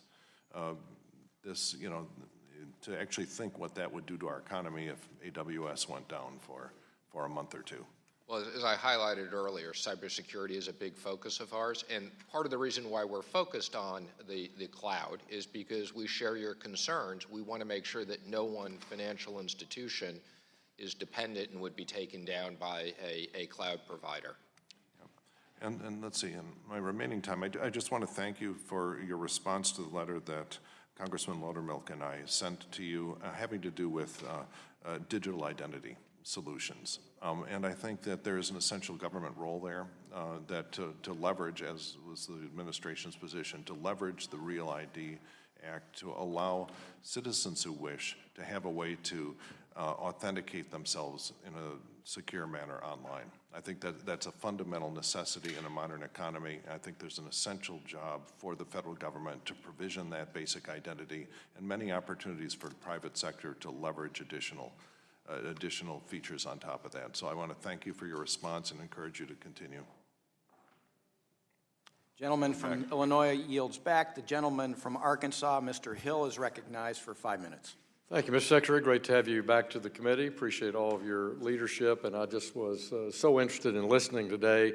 The thanks for the regulators that we talked to yesterday for their swift implementation of S2155 on regulatory reform.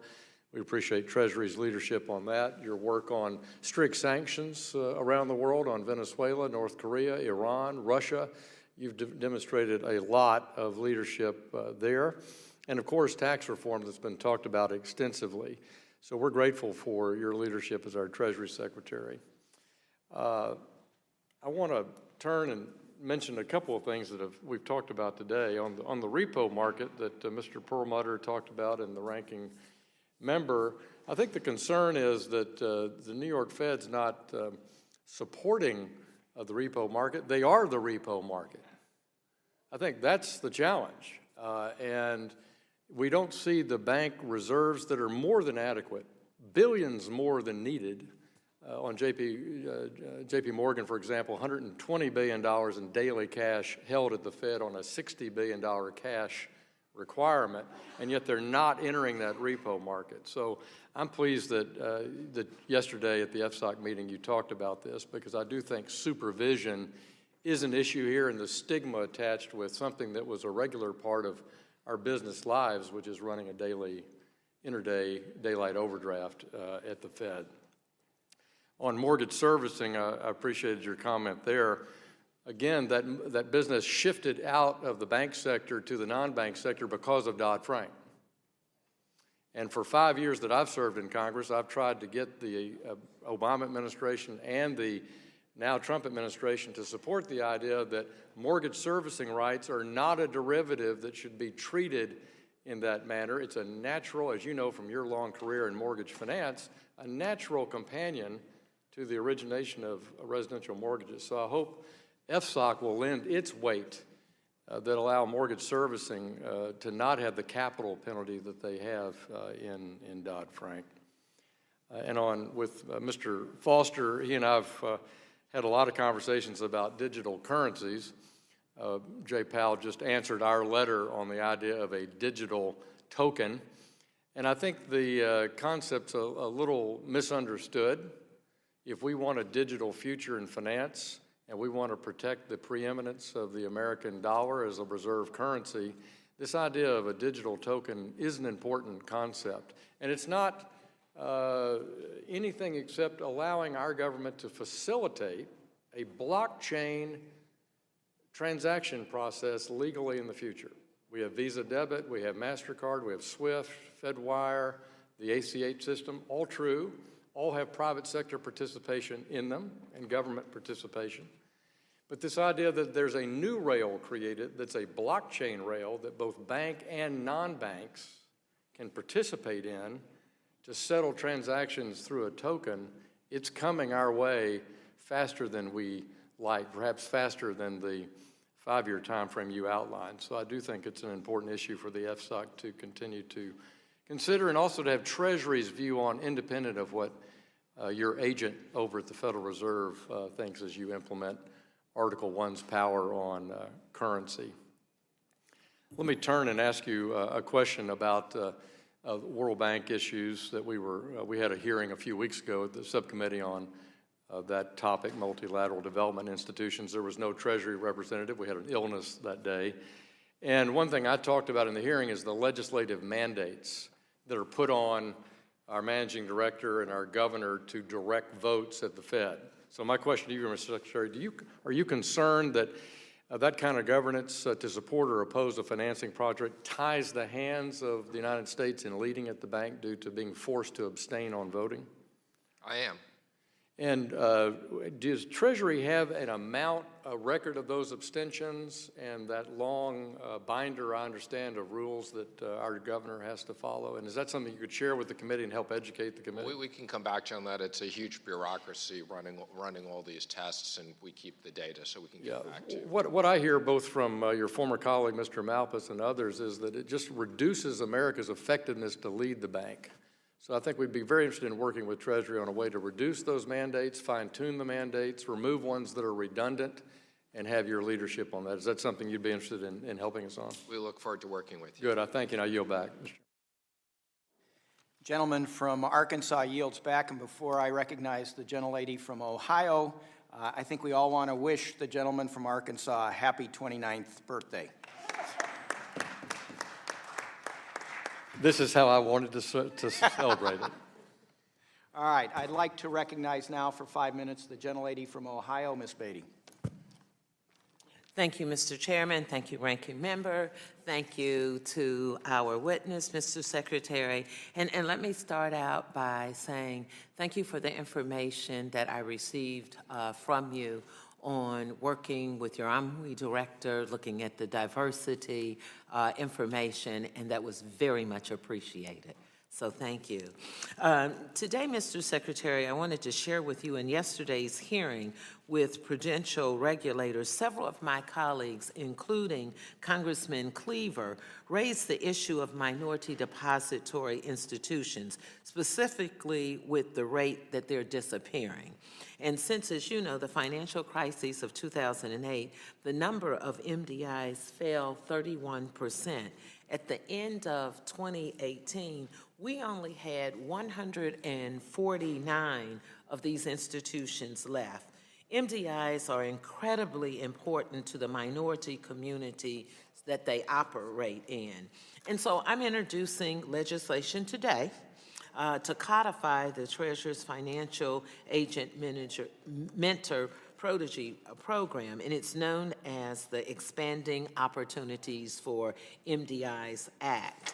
And I also want to say that it was just brought to my attention that your staff had sent my office some comments and technical assistance on the bill last night, so I am very appreciative to that. And so can you briefly describe what the Treasury's Financial Agent Mentoring Program will seek to accomplish and how your department came up with it? Well, first of all, thank you very much, and we're glad to assist on this. The Protege program has worked very well, and the idea is to partner a minority bank with a large bank, and in that way the minority bank can get resources and training and help to run their business. And we share your concern. I think there should be an increase in opportunities for minority banks, not a decrease. So this is something I'm pleased. I personally wrote and asked many of the big CEOs to help on this, and we look forward to, I know we did work with you on some technical issues, and we look forward to continuing helping you on this. Well, I want to say thank you. And was there a specific need that you thought you had to send the letters to the big banks? Do you think it would help them to be more engaged to do it, or because you felt they weren't doing anything?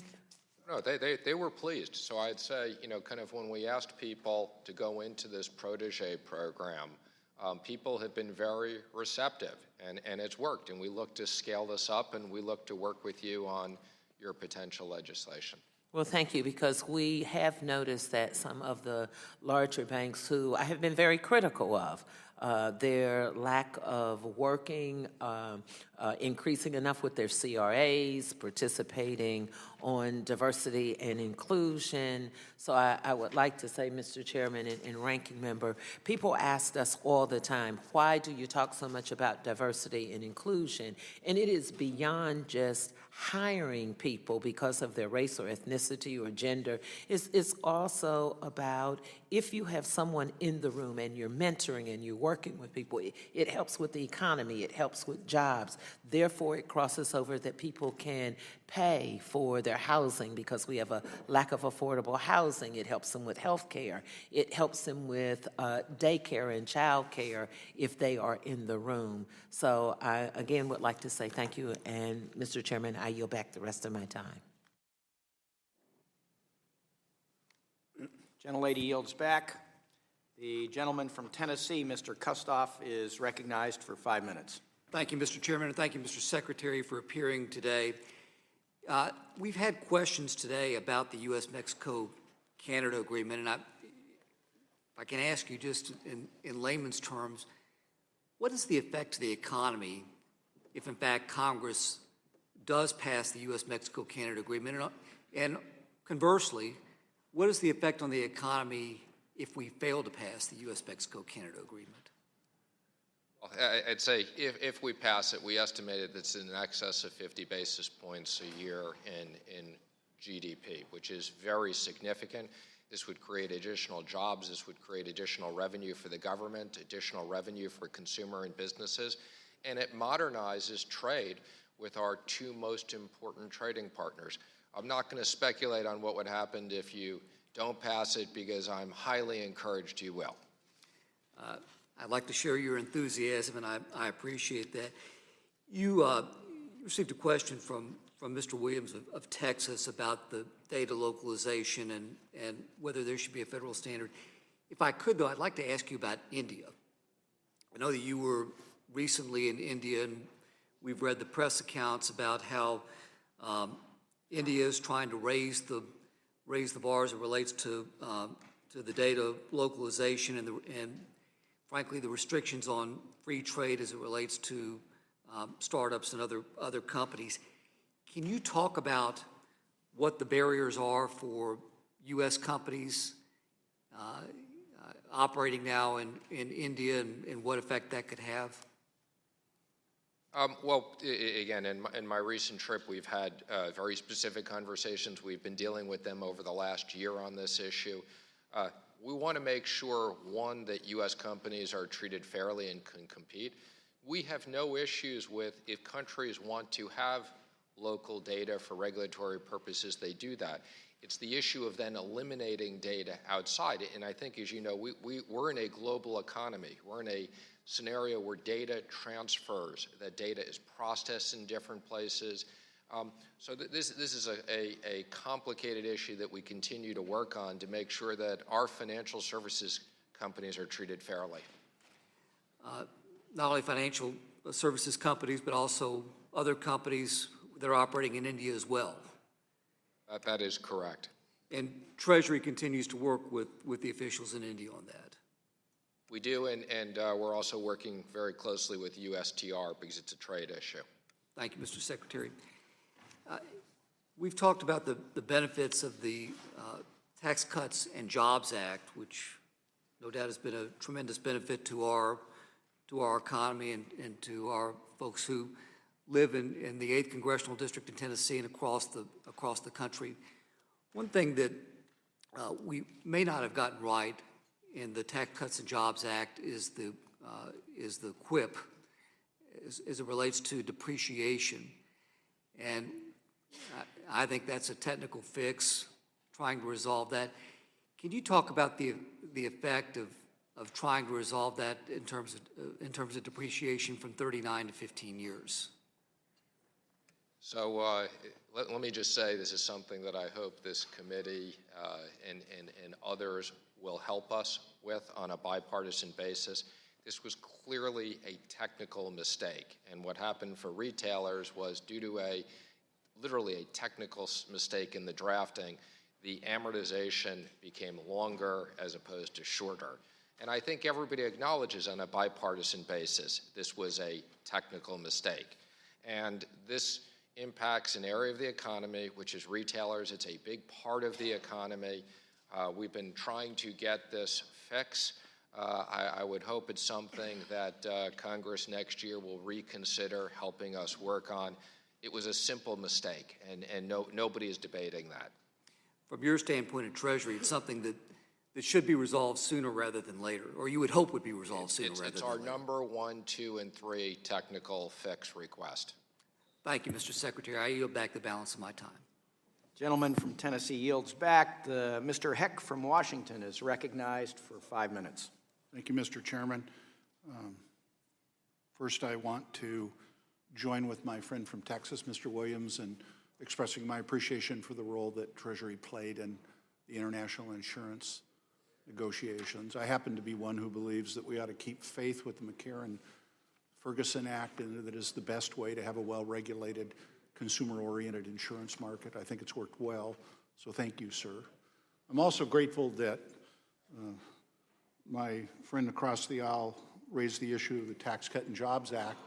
I'd like to ask you about it. Obviously, at the time, small technical fixes necessary notwithstanding, and I'm a co-sponsor of that bill, I hope as well that we get to it, that we were promised that it would be a game changer. Actually, those were your words. It's going to be a game changer for business, and it was broadly held as something that would lead to increased business investment. It hasn't. There's the chart. That's the chart of the Bureau of Economic Analysis, revealing that we've basically had 6 quarters of a significantly downward trend of business investment and capital. And I'm going to ask you why you think that is and what it is you think we ought to do about it, especially given the promises that were made. But I want to say, first of all, about why I care about this. I think it's pretty clearly established that there's a close relationship between increased productivity and increased wages.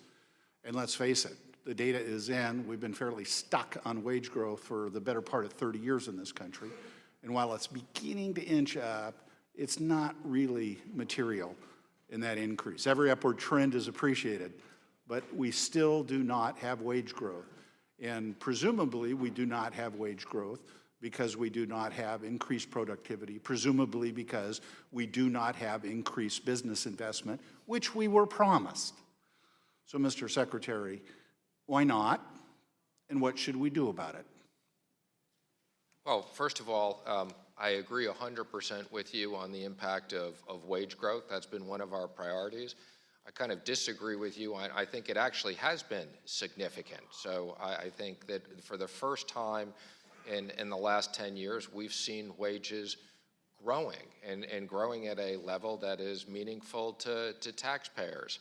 I think we've also— Would you care to cite the data? Because it is not over consecutive quarters significantly outpace consumer price index.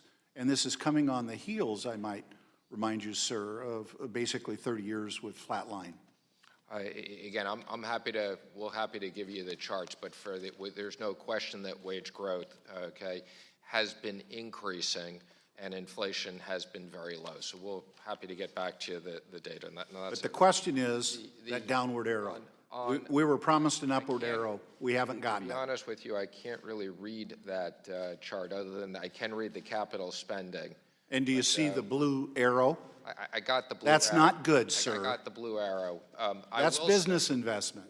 Well, again, I don't know how you're calculating that business investment. I'm not. The Bureau of Labor Statistics is. Well, you've obviously picked a slide that demonstrates a dramatic decrease. We're happy to come back to you with our own data. You know, one of my favorite there's no adages question. is that some people use facts and figures the way a drunk uses a lamppost to lean on, not to illuminate.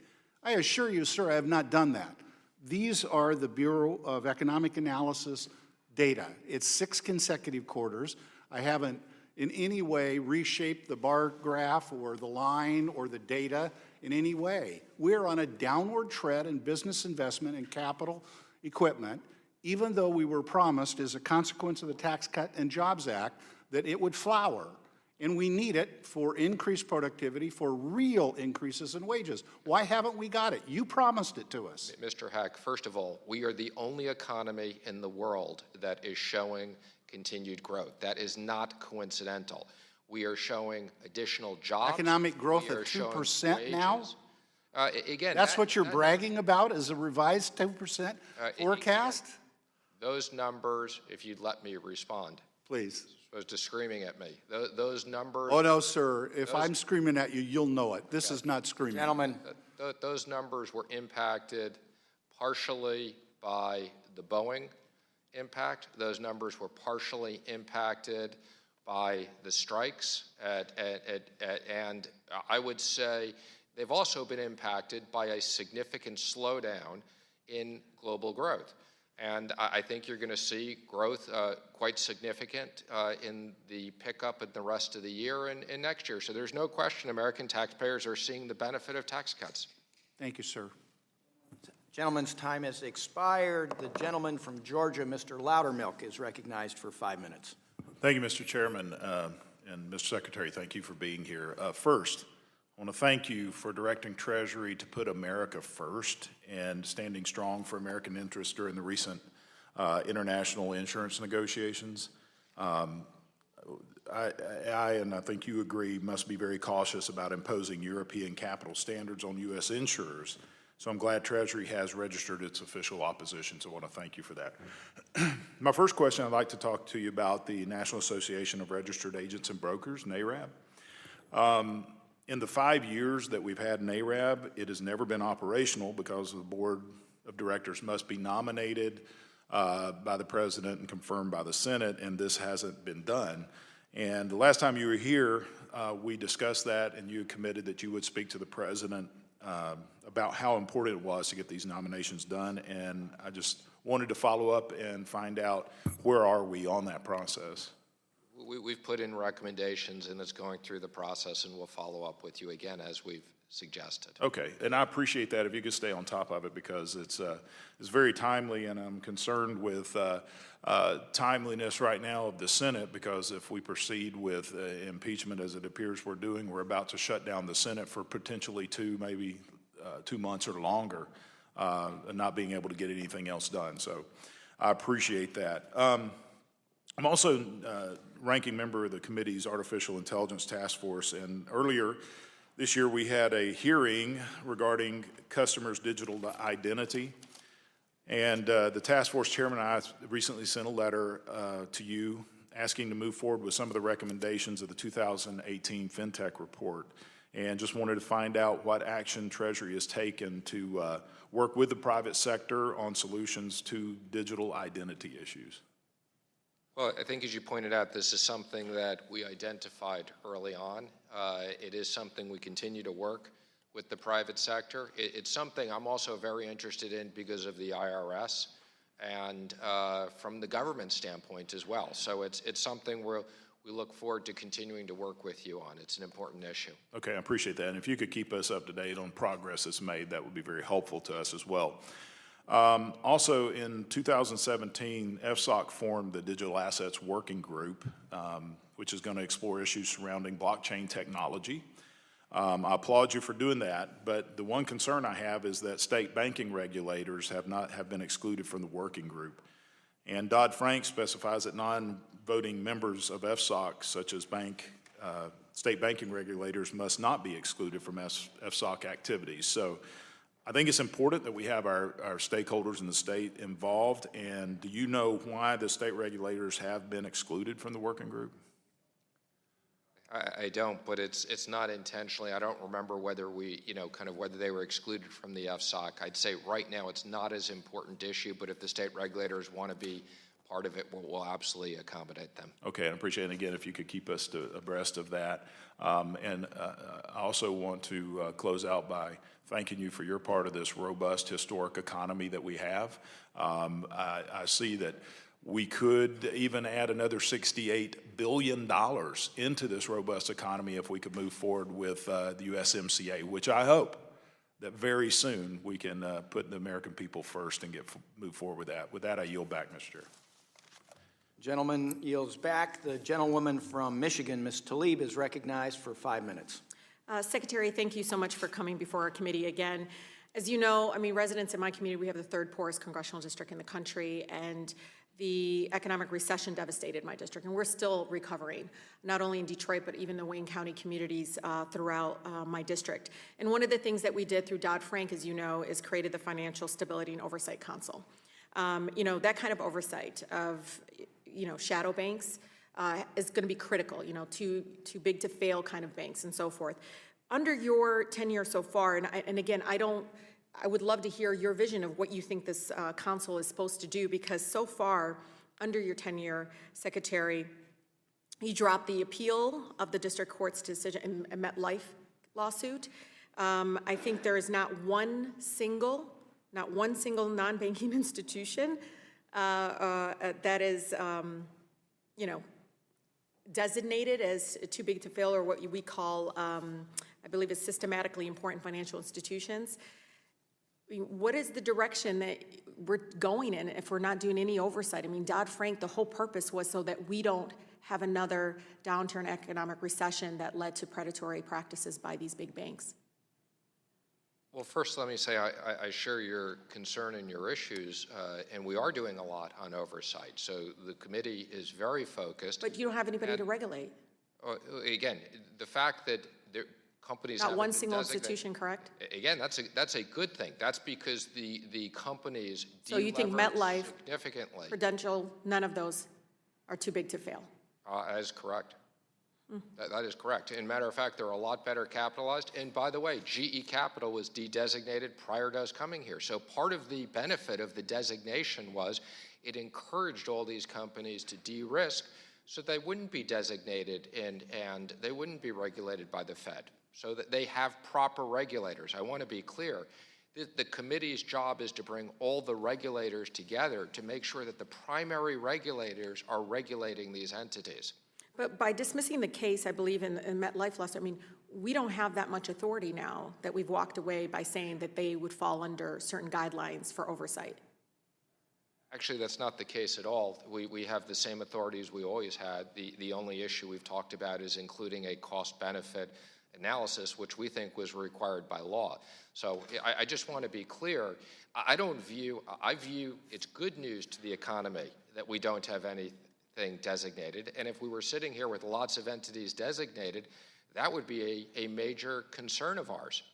Yeah, Chairman, if I may, I would like to submit for the record strengthening the regulation and oversight of shadow banks to the record. Without objection.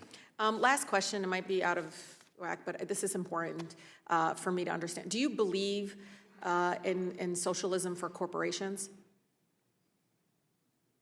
Do I believe in Socialism for corporations. For corporations. A lot of people No, talk about socialism. I want to know, do you believe? I do not believe in socialism for corporations. All right, thank you very much. I yield the rest of my time. Gentlewoman yields back. The gentleman from Ohio, Mr. Gonzalez, is recognized for 5 minutes. Thank you, Mr. Chair, and thank you, Secretary, for being here. As you may know, I've been working with your staff on some World Bank reform issues, and just want to thank you for your collaboration on that. To me, I think when I look at the World Bank, the number one issue is ensuring that China graduates from the loan program. It's unconscionable to me that my taxpayers, our taxpayers, should in any way, shape, or form be subsidizing the Chinese growth model. My understanding is today, at this very moment, or maybe it's already happened, that China's country partnership framework is going to get a vote at the bank. I couldn't access the document. That's not your fault. It wasn't on the bank's website. But my understanding is it provides loans for $1 billion in perpetuity and assistance in advancing the Chinese growth model internationally, a growth model that has social credit scores and turns its own people, and obviously what's going on in Hong Kong. Huge issue for me. So I guess my first question is, just at a basic level, do you agree with the graduation objective? Do you believe that China should be made to graduate at the World Bank? I do. And then secondly, as a follow-up, what's the best way to ensure that occurs? Because right now it feels like we have our hands tied behind our back, despite the fact that we're the largest shareholder and have veto authority. It still feels like we have no ability to affect this. So how can we do it? I don't think that's the case. I think that, again, as I mentioned earlier, this is something that David Malpass worked on with the World Bank when he worked for me. This was his number one issue in reforms now at the World Bank and leading the World Bank. He's worked with China. China, I actually understand, is cash flow positive this year, meaning there's more cash coming into the World Bank than cash going out.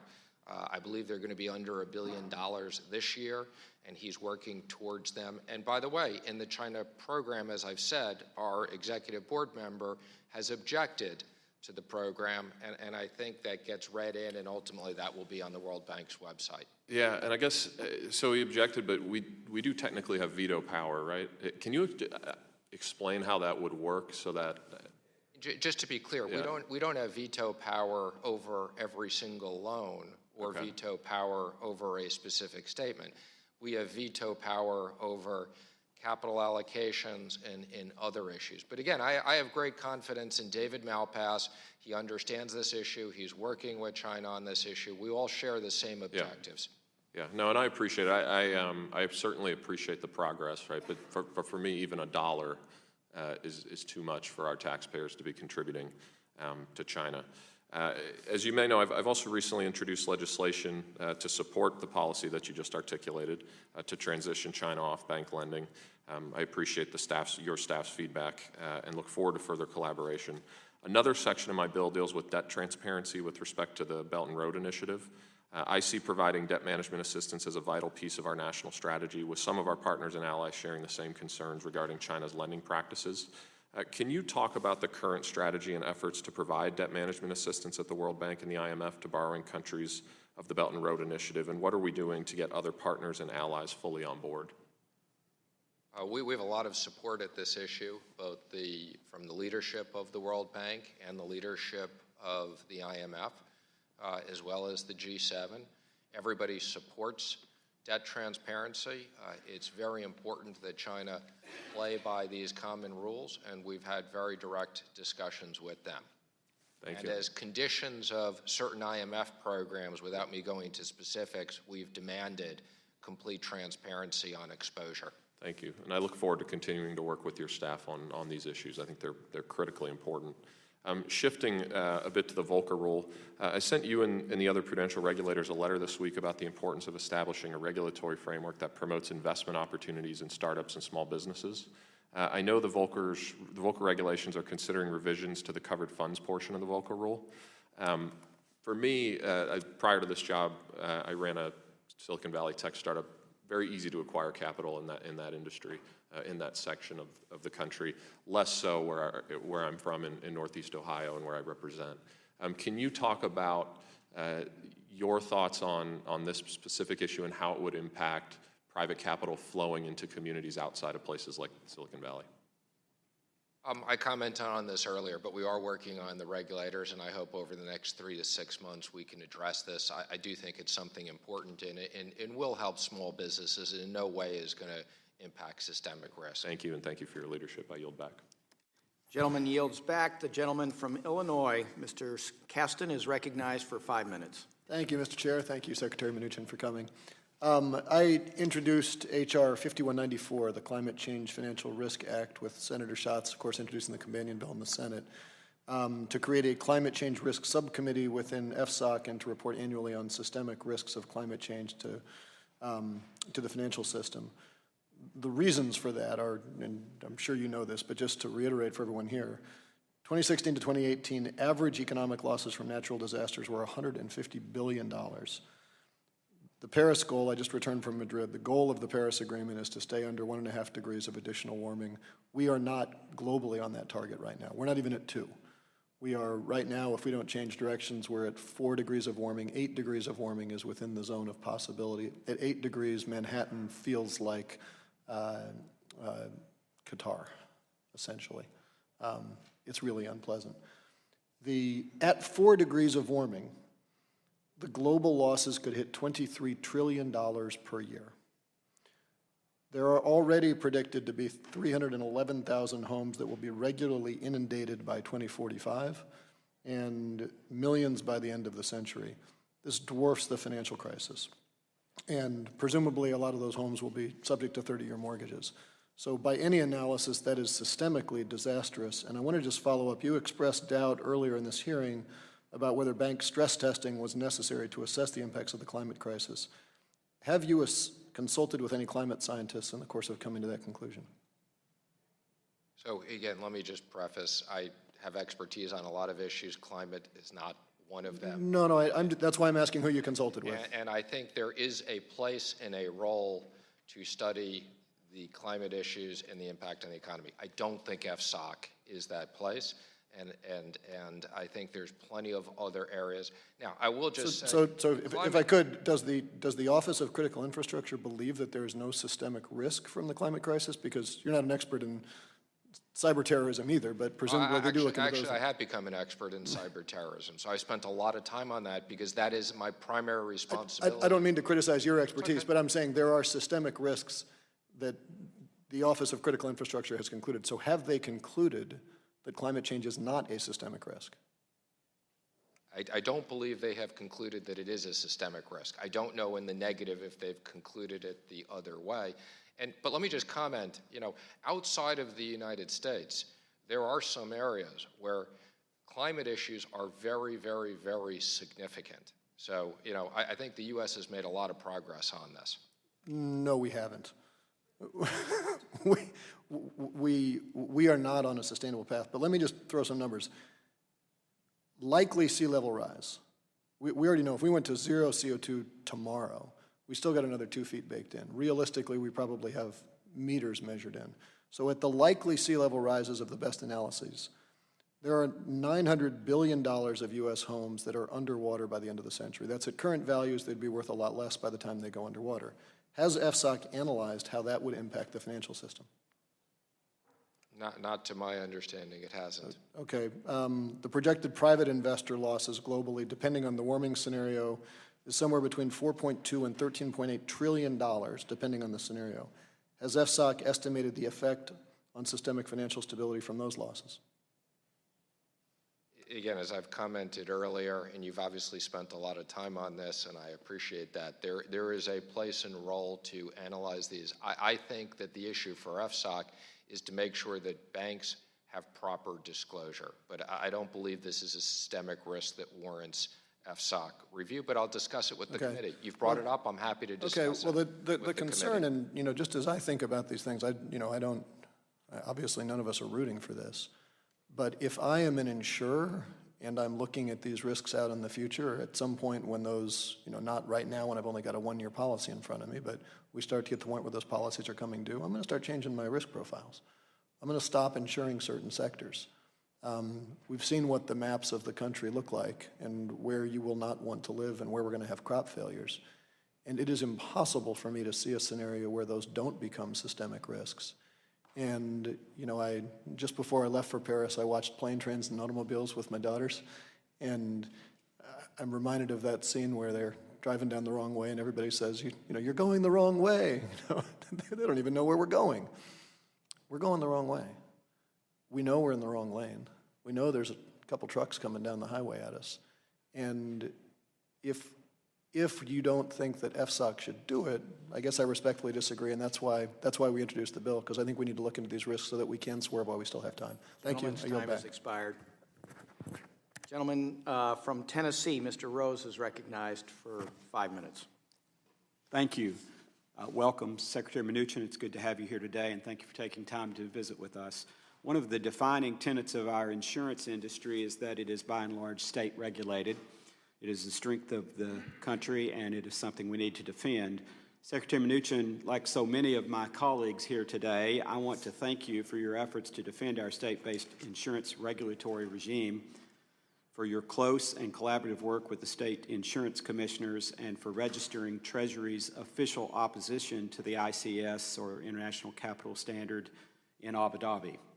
I know there's still work to do on behalf of Team USA to ensure foreign bureaucrats don't dictate the rules for U.S. insurance regulation, so I appreciate your continued efforts on the ICS and hope you will continue to engage with members of Congress and the state insurance commissioners as we move forward. Secretary Mnuchin, since the ICS was adopted, what are some of your main concerns with the current framework? Well, let me say I'm pleased to hear that there is bipartisan support on this issue. We do very much support the state regulatory mechanism for insurers. And we are concerned, and we've expressed these concerns, that some of although they're not required to be adopted, that it could force the industry in a way that is detrimental to our leadership and our state-based regulators. Thank you. Vice Chair Quarles said in his January 2019 remarks at the American Council of Life Insurers that the Federal Reserve's building block approach, or BBA, could strike a better balance between entity-level and enterprise-wide supervision of insurance firms, which would facilitate the continued robustness of product availability here in the United States. I believe part of the intent behind developing the BBA was that it could be deemed comparable to the ICS. Mr. Secretary, are you familiar with the BBA? I'm not completely, but I will follow up with your office. We have a lot of people who have experts, as you know, and have spent time on this, focused on it for me. Okay, thank you. Do you think that the BBA's, based on what you know now, the BBA's framework or the BBA framework could eventually be recognized as an outcome equivalent approach to the ICS, and would it be preferable in your opinion? Again, I want to get back to you on that, but I believe that's the case, but I want to get back to you because I'm on that issue. To reiterate, I believe it's important that we as members of Congress also continue to voice, pardon me, our bipartisan support for the state-based insurance system. And so along those lines, I want to thank my colleagues, Mr. Heck and Mr. Budd, for introducing the International Insurance Standards Act, again, this Congress, which I was proud to co-sponsor. Secretary, is there anything else that you're aware of that we as member of Congress should be doing to help the USA's position on the ICS? I think not at the moment. You've been very supportive working with our office. We've had a lot of bipartisan support as we went with Team USA to represent these issues. Thank you. Transitioning over to some other issues, I wanted to ask you about the FSOC's work on the transition away from LIBOR as a reference rate. LIBOR is set to be phased out as a bank reference rate by 2021. From the FSOC September minutes, I understand LIBOR is the underlying reference rate for approximately $200 trillion in financial contracts worldwide. Secretary Mnuchin, I know this will likely cause a bit of disruption in our markets and that the Alternative Reference Rate Committee's preferred alternative to LIBOR is the Secured Overnight Financing Rate, or SOFR. What makes the SOFR a suitable alternative? Well, I think the most important issue is that we have a transition from all these loans and all these securities. The thing that we like about SOFR, and again, this work predated me, is that it's a very liquid market, it can't be manipulated, and it's readily calculable. I met with a group of banks yesterday. There may also be, no different than there were LIBOR loans and there were prime loans, there may be more of a credit-oriented index that develops as well. But this is something we're very focused on the transition. And I think you've, in the remaining seconds here, as we transition from LIBOR to SOFR, what sort of outreach is Treasury doing to engage with stakeholders as attention to the LIBOR transition increases? We have a huge group working on, as I mentioned yesterday, myself, Chairman Powell, and a bunch of the regulators met with 10 of the CEOs, and we continue to have outreach working on this. Thank you, and I yield back. Gentleman yields back. The gentlewoman from Virginia, Ms. Wexton, is recognized for 5 minutes. Thank you, Mr. Chairman, and thank you, Secretary Mnuchin. It's nice to have you back with us today. In September, the House passed the Uyghur Human Rights Policy Act, which is bipartisan legislation that was authored by Senator Rubio and co-sponsored by 44 senators and 130 U.S. representatives, including many on this committee. This week, the House passed the Uyghur Intervention and Global Humanitarian Unified Response Act, or the Uyghur Act. Both these bills seek to hold officials in the Chinese government and Communist Party responsible for the gross violations of human rights in China's Xinjiang Uyghur Autonomous Region, including the mass internment of over 1 million Uyghurs, as well as China's intimidation of U.S. citizens on American soil. The Uyghur Act passed 407 to 1. Would you recommend to President Trump that he sign these bills when they come across his desk? I'm not going to make any comments publicly about what my recommendation will be to the President one way or another, but that doesn't mean I'm not recommending it. Okay, because we're getting mixed signals from the White House officials, and reporting is suggesting that the Treasury Department and you in particular are responsible for blocking or slow-walking efforts to hold Chinese officials accountable. No, that's not accurate. Okay, well, I'm going to read from an article, an October 8th, 2019 New York Times article, which I'd like to submit for the record, Mr. Chairman. Without objection. Senior officials in the National Security Council and in the State Department have pushed for the use of the Entity List to target Chinese companies supplying surveillance technology to the security forces in Xinjiang. They have also urged Mr. Trump to approve sanctions that would penalize Chinese officials and companies involved in the abuses. The top American trade negotiators, including Treasury Secretary Steven Mnuchin, have cautioned against policies that would upset trade talks. Are you saying that that is inaccurate reporting? That is inaccurate reporting, and I think you know how we feel about the New York Times. But are you willing to sacrifice human rights abuses for the sake of trade talks? Because it certainly appears that way. Again, let me just say I'm here to talk about financial stability, but I will respond to your question. I very much am concerned about human rights issues all over the world. We administer global Magnitsky sanctions all over the world on sanctions. We've administered things in China as in other places, but I'm not going to make any comments on confidential discussions I have with the President on these or other subjects. So related to that, back in April, I joined a number of other members of Congress and the Senate in a letter addressed to you, Secretary Pompeo, and Secretary Ross, urging the administration to impose global Magnitsky sanctions on senior policy leaders who were complicit in these gross violations and human rights abuses, including Chen Guangzhou, who's the so-called architect of the roundup of Uyghurs. And we never received a response from Treasury or from you, so while I have you here, what is the status of global Magnitsky sanctions on Chen Guangzhou and other senior party leaders in China? I thought State had responded for that letter on behalf of all of us, but we can.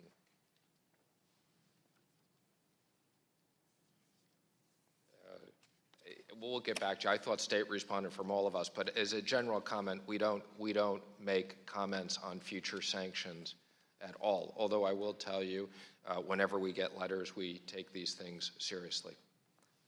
And that letter was sent in April, so it's more than 6 months ago. We've gotten no response, and there's been no action by Treasury.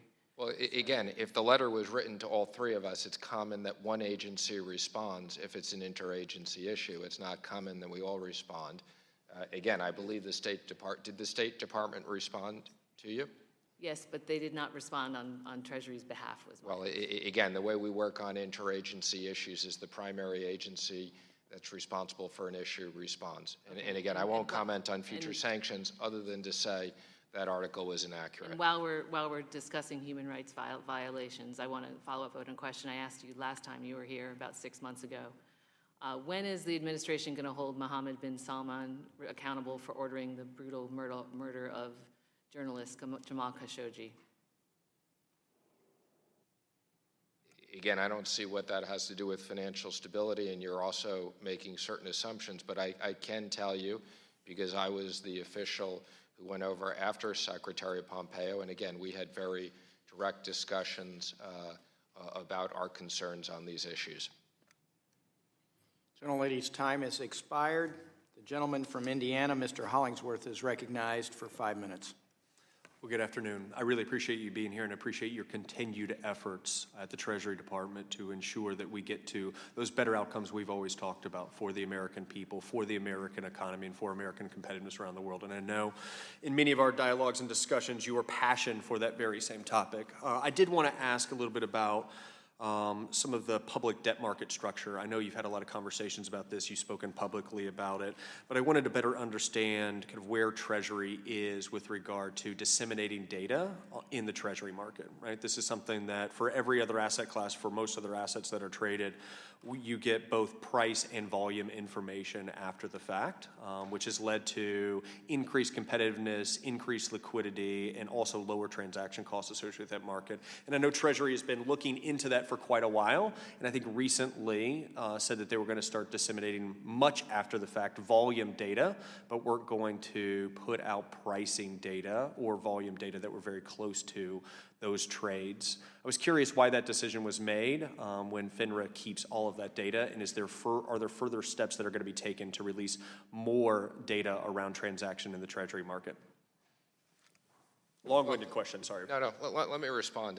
Yeah, please. Look, this is a complicated issue. Right. Okay, so first let me just say, the U.S. Treasury market is one of the most liquid markets in the world. It has very small transaction costs, and obviously it facilitates our borrowing. So our number one objective is to make sure that we do anything that is not detrimental. I totally understand that, and I stipulate to you that it is a well-functioning market. So we've studied this carefully and trying to balance the disclosure issues and whether that really is going to help or hurt the market. I will say, as you look at some of these other markets, okay, and you look at the data, there is less liquidity in a lot of these other markets. Now, part of the reason why there's less liquidity, I'll acknowledge, also has to do with the Volcker rule and banks not wanting to proprietary trade. You know, when you look at transaction costs, you have to look at transaction costs in the context of overall liquidity. And we're happy to come and talk to you about it, but we want to make sure we get this right. And if it were clear to us that releasing all the data would create more liquidity and more transparency, we'd be doing it. I certainly understand the do no harm philosophy, and I really appreciate that. And I stipulate to you, as you well articulated, that it seems to be a well-functioning market. There have been some blips along the way, October 2014 notably, right? It's hard for me to imagine, and I hope you might expound upon the potential harm from transparency in price and volume data. I understand that you want to do no harm, but it's also hard for me to understand what that harm might be. Could you help me understand a little bit about that? Again, I think there are times when we've gone back and looked at the data as it relates to other markets. Yeah. Okay? There are times when releasing the data hurts liquidity. I'd also say another interrelated issue is the advent of electronic trading, and a larger and larger portion of the government market is from people who virtually invest no capital but take advantage of sophisticated algorithms. Right. So again, I want to make sure that the release of data, okay, again, actually is helping the market and not just creating arbitrage opportunities for people who want to do electronic day trading. Totally agree. I don't want to be pejorative to those that are taking advantage of those small arbitrage opportunities because they are helping to close the market, right, in a real and meaningful way. And I don't want us to make a decision because we want to prevent somebody from being able to take advantage of that and not providing the transparency that the market may benefit from. And I agree, it is well functioning today. It is well functioning many, many days. But I want to ensure that transparency is an important part of that market going forward, as do you, and I'm certain that we share that passion. It's just sometimes hard for me to understand what harm might come on account of that. And I understand that you guys have looked at other markets and seen some adverse impacts to liquidity, but as you well know, it's really hard to hold everything constant when you're looking at different time periods, different markets, different asset classes. And so I respect the fact that you have a lot smarter people than I over at Treasury to look into that. I will follow up with a question for the record, but I wanted to transition really quick and talk about the Taxpayer First Act that was signed into law in July. It included a provision that persons receiving return information must obtain the express permission of taxpayers. My question is really going to come down to the law stipulates that it's to become effective on December 28, 2019. I think there's been some guidance from the IRS that is for all transcripts for everything that is sold after December 28th by Fannie and Freddie, and it may apply to those things that are before December 28th. And I want to get some clarity around that as quickly as possible because it is important to the functioning of the mortgage capital market. Gentleman's time has expired. Thank you. With that, I yield back. Gentleman yields back. The gentlewoman from Iowa, Ms. Axney, is recognized for 5 minutes. Thank you, Chairman, and thank you, Secretary Mnuchin, for being here again today. I know that we've heard a lot of criticism about the 2017 tax cuts as primarily benefiting the richest Americans. I absolutely think those are accurate, but that's not what I want to focus on. What I'm interested in looking at is how the IRS is treating the wealthy. The Wall Street Journal reported that IRS audit rates for people making more than $10 million a year have dropped more than 80% in just the last 4 years. Why are the top 1%'s tax returns being looked at so much less frequently? Yeah, that's actually not the case, and I'm working with the IRS to release the data because one of the issues is the way the IRS releases the data now is on closed cases, not open cases. But I can assure you, when I saw that article, I had the same concern, and I called up the commissioner and I said we should be doing more of these audits, not less. So we are going to release this data in a transparent way to assure you that the people who are making the most money are getting high audit rates. Well, that's fantastic to hear. So, by the way, if you want to give us more money for enforcement, I'm happy to take it. we will absolutely talk with you about that. I think that's a great idea. So are you telling me then the number is much lower that is being audited? No, it's higher. Matter of fact, and thank you. So again, this is the problem in the data you guys just gave me. The way we report the data is on closed audits, okay? And these audits take, obviously, a long period of time. I'm happy to come back and we will release, I'm going to get the IRS to release publicly. The way I think we should be looking at the data is for each tax year, what percentage of an income group are we auditing, not what percentage has closed in that year. Okay, that would be great if you could get that over to this committee or to my office. I would really appreciate that, as well as if you could make sure that it tells us what percent is being currently being audited. Exactly. That's what people want to understand is not what percentage of the audits were closed in the year. What people should want to understand is in a tax year, what percentage of those people will be audited, whether it was closed in 18, 19, 20. So Sure. We'll get you the data. Yeah, no. I can assure you I had the same view when I saw it. Listen, I'm glad to hear that. My concern is I just want to make sure that those who are the wealthiest among us in this country are being audited at the same rate that other folks are. And from what we can see right now, which is the data that we're able to have access to, it shows that they're being audited at a much lower rate. So if you can provide us with information that differs from that, I would love to see that. So I appreciate that. The next thing I want to talk about is back to the 2017 tax law. Included two provisions intended to limit the use of tax havens for multinational corporations, of course, GILTI and BEAT. The IRS's own data shows that in 2016, U.S. corporations booked more than $33 billion of profits in Bermuda, despite having only 384 employees there. So for anyone trying to do that math, this is high productivity. That's more than $85 million per employee. My goodness. Now, I know that data is from 2016. That's before the tax cuts were passed, but I'm using it because it's the last information that we have. So, Mr. Secretary, my question is, has there been a significant reduction in profits booked in Bermuda in 2017 or 2018 data?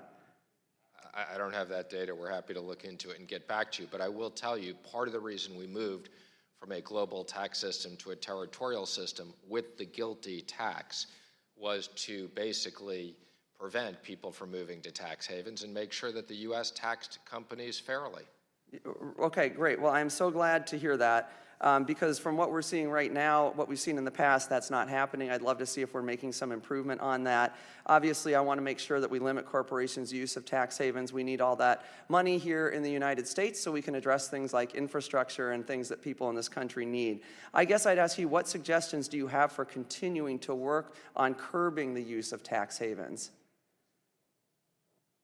Again, there were many regulations we put out through the last 2 years on the Tax Act that limit these types of things. And again, we're happy to follow up with you specifically on some of them.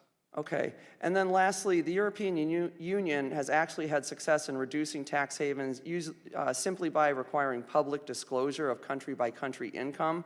Is that something you think might help?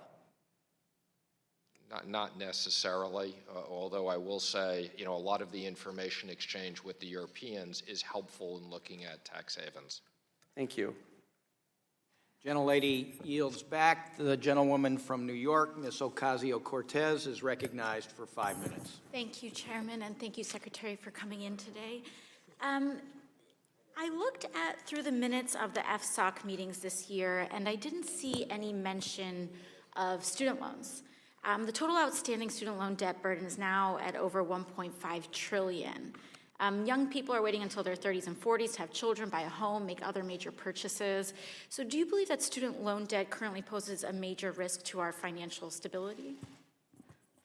I share your concern on student loans, although I don't think it is a major risk to financial stability. But I can assure you, on an interagency basis, we are working with the Department of Education and the NEC, because I think in many cases, people have taken out student loans that have created certain issues for them. So student loans are a large part of the debt, and that's something we're carefully studying.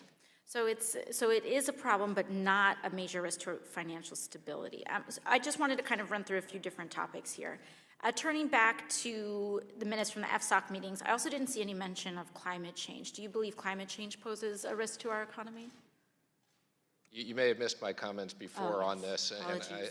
I acknowledge that climate change should be discussed in certain areas. FSOC is not an area where I believe it should be discussed. But based on previous discussions, I said I'd raise that with the committee. Okay. Let's talk about leverage lending. I know there was some discussion of it earlier, but it is up 20% this year with a total outstanding balance of over $1 trillion for the first time. I heard earlier you don't think it poses a threat to our financial system either. Is that correct?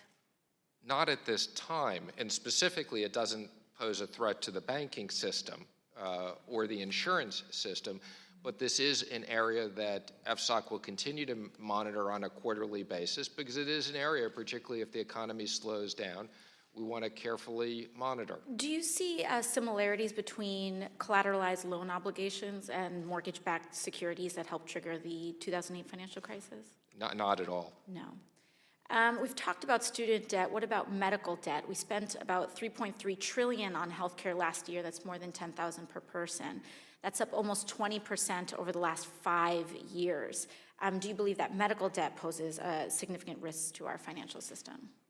Again, I would say this is not an FSOC issue, but putting on my Treasury hat, we are concerned about the rate of growth of medical expenses, and that is something we're trying to look at many different things, because that does pose economic issues, although not financial stability issues. Okay. What about housing? I see some mention in recent FSOC minutes about mortgage origination from non-bank lenders. So I'm assuming you at least agree that there are some problems in the housing market that can pose threats to the stability of the financial system in that respect? Yes, I commented on earlier, we are monitoring the amount of the mortgage market that's moved out of the banking system. Particularly, we're focused on non-bank servicers that don't have liquidity. And we hope to work with this committee and others on housing reform. It's an important issue. What percentage of mortgages were originated by non-banks this year? I think it's roughly 50%. 50%. So half of mortgages in America are being originated by non-banks. That puts them outside of the usual scope of regulation. Is that correct? No, not outside the usual scope of regulation at all. It's outside of the banks. So it is something that we're looking at carefully. And again, a lot of those loans are sold to Fannie and Freddie or insured by FHA, so we're also looking at it through all those different regulators. Mm-hmm. And what about the overall shortage in the housing stock? The number of homes for sale is about 6% nationwide, and it's down more than 15% in several large metropolitan areas. Does the fact that this market seems to be slowing down, does that pose risk to the financial system? Again, not risk to the financial system, but affordable housing is something we're concerned about and making sure that there's greater access to affordable housing. Not an FSOC issue, but a Treasury issue. Okay, so we've got here student loan debt does not pose a risk to financial stability. Climate change potentially. Leverage lending does not. Medical debt does not. Mortgage origination does not. What are some of the largest risks to our economy right now? Well, again, there's a large and the financial system. Financial system. So again, I would, I don't know if you had a chance to read the report, but again, if you just look at, and we highlight cybersecurity, structural issues, alternative reference rates, risk to the credit expansion. We specifically talk about non-bank mortgage origination, financial innovation, housing, finance, and do you see that there's kind of a decoupling here with the quality of life from what we're seeing in terms of measurements of financial stability? No, I'm not making that connection, but I'm happy to explore that. Okay, thank you very much.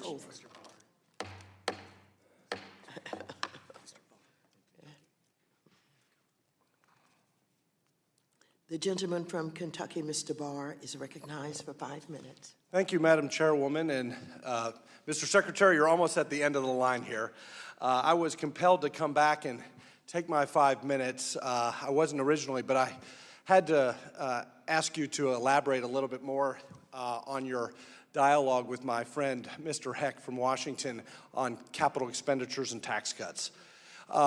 My views on this, having spoken to many manufacturers and ag businesses in central and eastern Kentucky, is that there's no doubt that the expensing provisions and bonus depreciation accelerated business investment, improved productivity.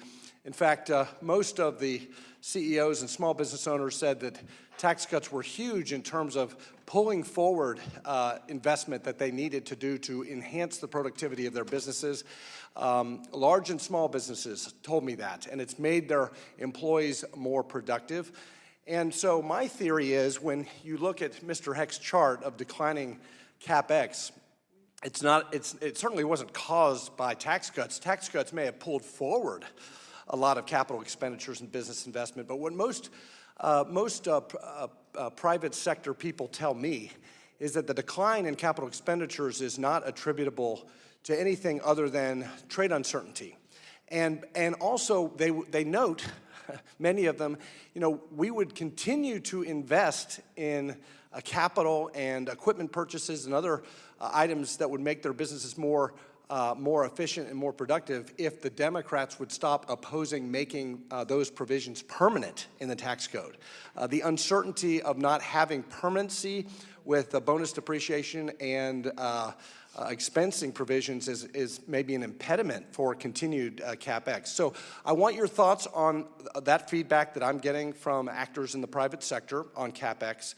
I also want your opinion about how trade uncertainty is contributing to a pause in additional business investment. So first of all, thank you for coming back. There's no question from the companies that we see visiting all over the country that there have been major capital expenditures as a result of the Tax Cut Act. And as you said, this incentivized companies because they get automatic expensing, which I would just comment on when people ask about will the tax cuts pay for themselves. I remind them this has to be calculated over a 10-year period of time because this was designed to stimulate investment and lead to expensing in year one, which will recoup in year 5, 6, 7, 8, 9, and 10. As it relates to trade, I would say there's a lot of people who are waiting on the sidelines because of USMCA. Right. I'm hopeful that Congress will pass USMCA between now and the end of the year. It's the single most important economic trading relationship we have, and there's no question that passing it will add something like 50 basis points to GDP and will increase capital expenditure. Agree, and reclaiming my time, USMCA is why we don't have that line continuing to grow up in terms of capital expenditures. So the best thing we can do in a bipartisan way in this Congress is to pass the USMCA, and I would argue that that's going to give you and Ambassador Lighthizer momentum with China and the EU if we can lock in USMCA. So I encourage my colleagues on the other side of the aisle to join us in supporting this renegotiated North American trade deal for all those reasons. In my remaining time, I want to talk to you about leverage lending, lots of hand-wringing on the other side, in particular about the growth in corporate debt. And I wanted to ask you your views on CLOs in particular as non-bank investor vehicles, taking some of this leverage out of banks, federally insured depository institutions, into these CLO vehicles, and the extent to which CLOs as non-mark-to-market, long-term vehicles provide liquidity and could provide liquidity precisely in the time where we need it in an economic downturn, and to that extent offer the financial system a tool, a financial stability tool, and that if we overreacted to leverage lending, particularly if we overreacted to CLOs, that could actually have a destabilizing effect and limit liquidity right when we need it. Well, I would agree with you, and I would even go one step further, which is a significant problem of the financial crisis was there was too much high-risk mortgages in the banking system. So the good news is the higher risk leverage lending has moved out of the banking system into permanent capital vehicles. Thank you. Yield back. The gentleman from Texas, Mr. Green, who is also the chair for the Subcommittee on Oversight and Investigations, is recognized for 5 minutes. Thank you, Madam Chair, and thank you for your appearance, Mr. Secretary. Mr. Secretary, I'm on a mission of mercy. Here's why. In 2008, we had 215 minority banks. 2018, 149. Of the 149, 23 are said to be African American banks, meaning 50%, more than 50% African American ownership. And it seems, according to the ICBA, the Independent Community Bankers of America, this is dated October 22nd, 2019, these 23 African American owned banks have assets of $5 billion. Total assets, $5 billion. I'm on a mission of mercy because usually these banks are in neighborhoods wherein the people are not high-income earners. They are underserved neighborhoods. They're economically distressed neighborhoods. And they are neighborhoods in need of banks, but these banks need additional capital. So when you mention your small bank mentorship program, it really made my heart warm. I really would like to know how this program will help me with my mission of mercy to help capitalize these small banks that I no longer call community banks. I call them neighborhood banks. Community banks, 10 billion. These neighborhood banks, if they can get to $1 billion, there will be a great celebration. Can you please share some intelligence on the topic? Well, I share your concern. I mean, it's really terrible that these numbers have dropped as much as they have. And these are, as you said, to some communities that really, really need these banks. So the Protégé program is the step in the right direction of helping these banks, but we need to work with the regulators, we need to work with private capital in making sure that these banks have access to capital and can grow, and we turn these numbers around the other direction. How far along are you with the program? My understanding is that you have a departure date that is certain in your mind. I'm not sure it's been published, but will this become viable before you leave? I wasn't planning on going anywhere anytime quickly, so yes. Okay, I've heard rumors, I'm sorry, that you might be leaving. Leaving when? I've said I'd stay through the second term, so I don't know. Through the second term? But my apologies. I don't know what rumors you've heard of me leaving. You're talking to a guy who is proud to apologize. I apologize. I'm glad to know you'll be here. So the question becomes, how can we collaborate and work together in a positive way to affect positively these African-American banks? And I'm saying African-American because they're at the lower end of the totem pole. No other community, no other banks, when you take the aggregate, are in this kind of dire circumstance. So I really want to work to get some help. I'm going to ask my staff to schedule a meeting to get together with you. Maybe we can try to do it in the beginning of January and figure out how we can work together. I absolutely assure you that I will look forward to this meeting. And I would just add one additional thing about these banks. I have many of them in my district. And they take pride in what they do. They have good personnel, but they don't have all of the technology that other institutions are blessed to have. And they don't have, obviously, the clientele, but there's a willingness to grow and to work with larger banks. This Protégé program, pairing smaller banks with larger banks, can reap some good benefits if it's done appropriately and properly. So I'm eager to hear more about how we can do this pairing and to work with some of these banks, these small African-American banks. Thank you, and I yield back. Thank you. The gentleman from Missouri, Mr. Cleaver, who is also the chair for the Subcommittee on National Security, International Development, and Monetary Policy, is recognized for 5 minutes. Thank you, Madam Chair. Mr. Secretary, thank you for being here. And I appreciate the response, your response to my letter in which I discussed the whole issue surrounding the rise of white supremacy and the El Paso attack, and specifically. And I don't think there's much question that attack was motivated by white nationalism.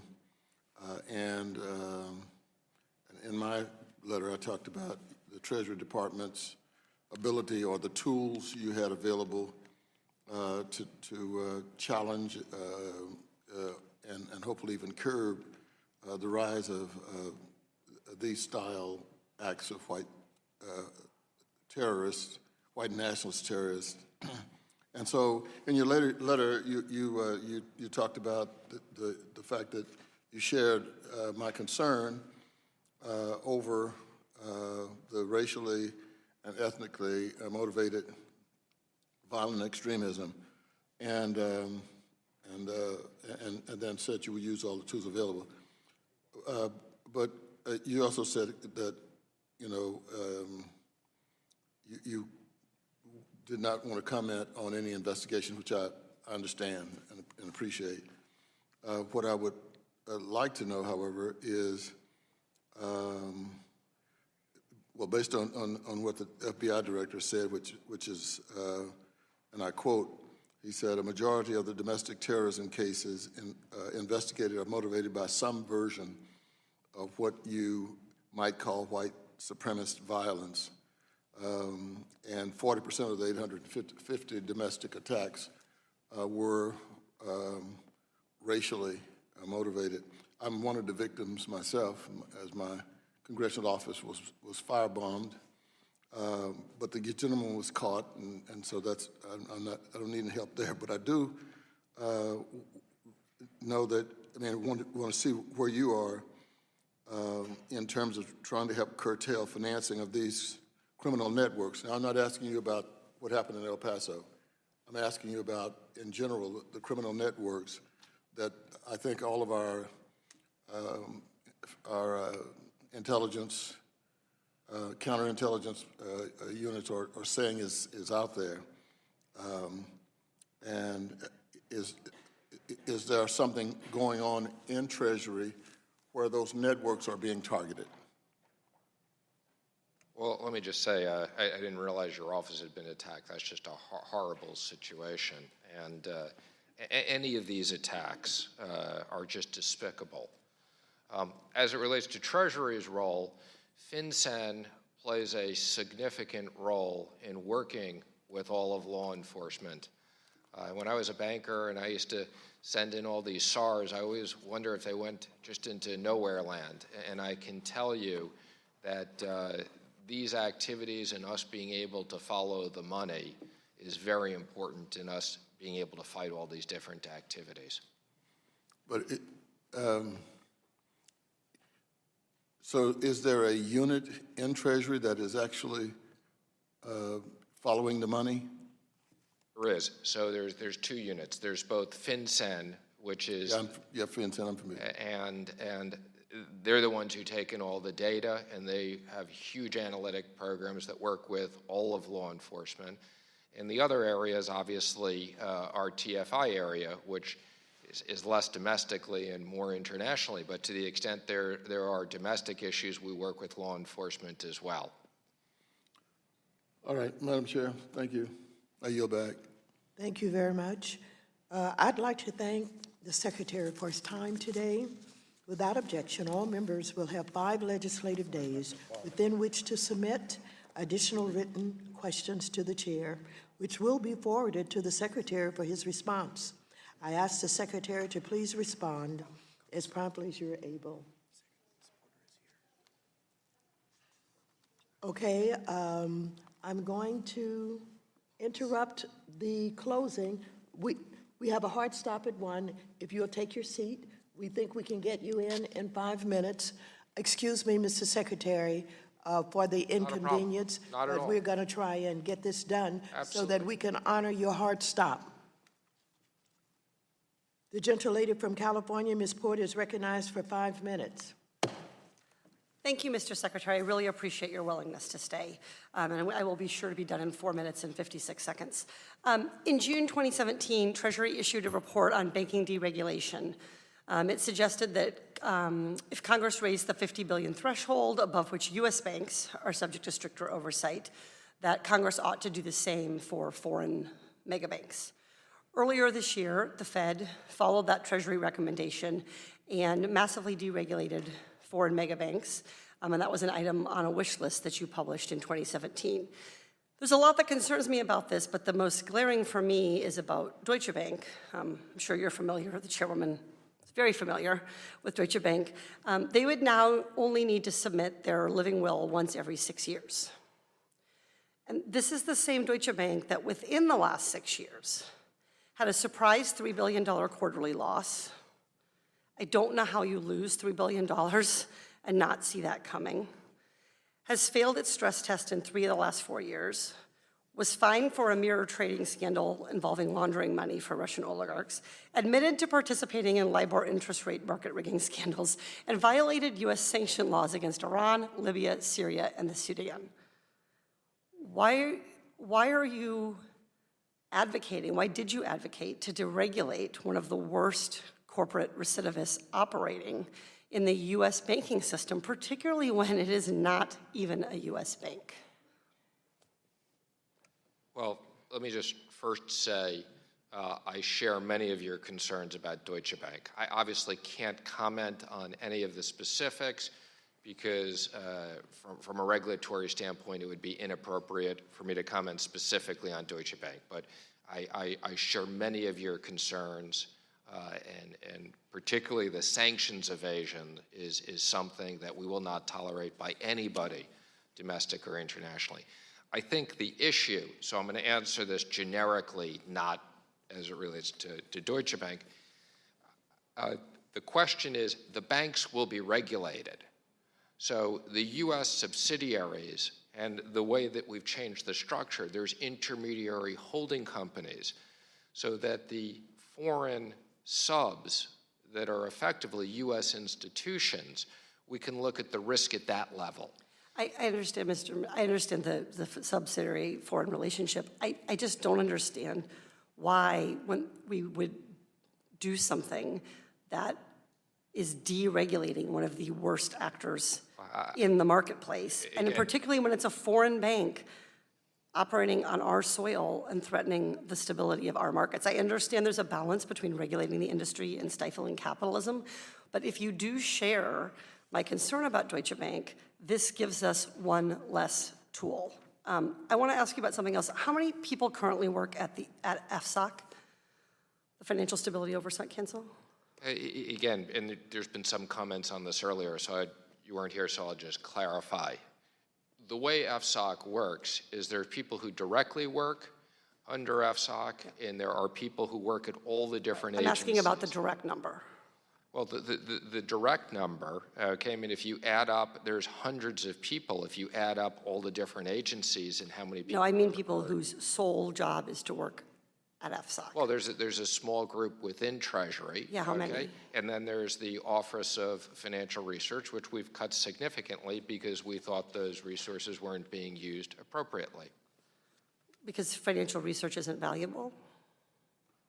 Again, we didn't think that was the best use of taxpayer money. So it was really a function of, we felt that the resources within the different agencies, which are quite ample and quite significant, that are dedicated to this.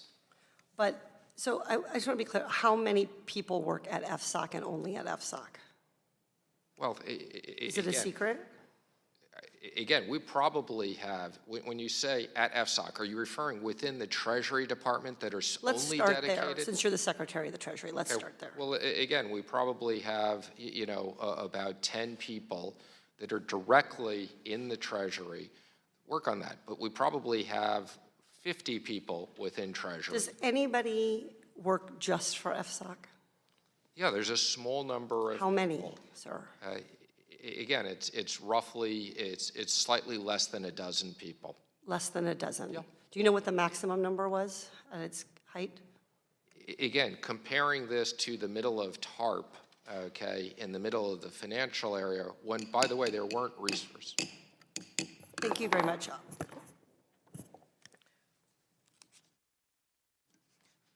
Let me start over again. I'd like to thank the Secretary for his time today.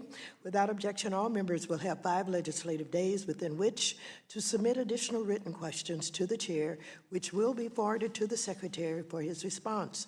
I ask the Secretary to please respond as promptly as you are able. Without objection, all members will have 5 legislative days within which to submit extraneous materials to the Chair for inclusion in the record. Thank you very much. This hearing is adjourned. Thank you very much.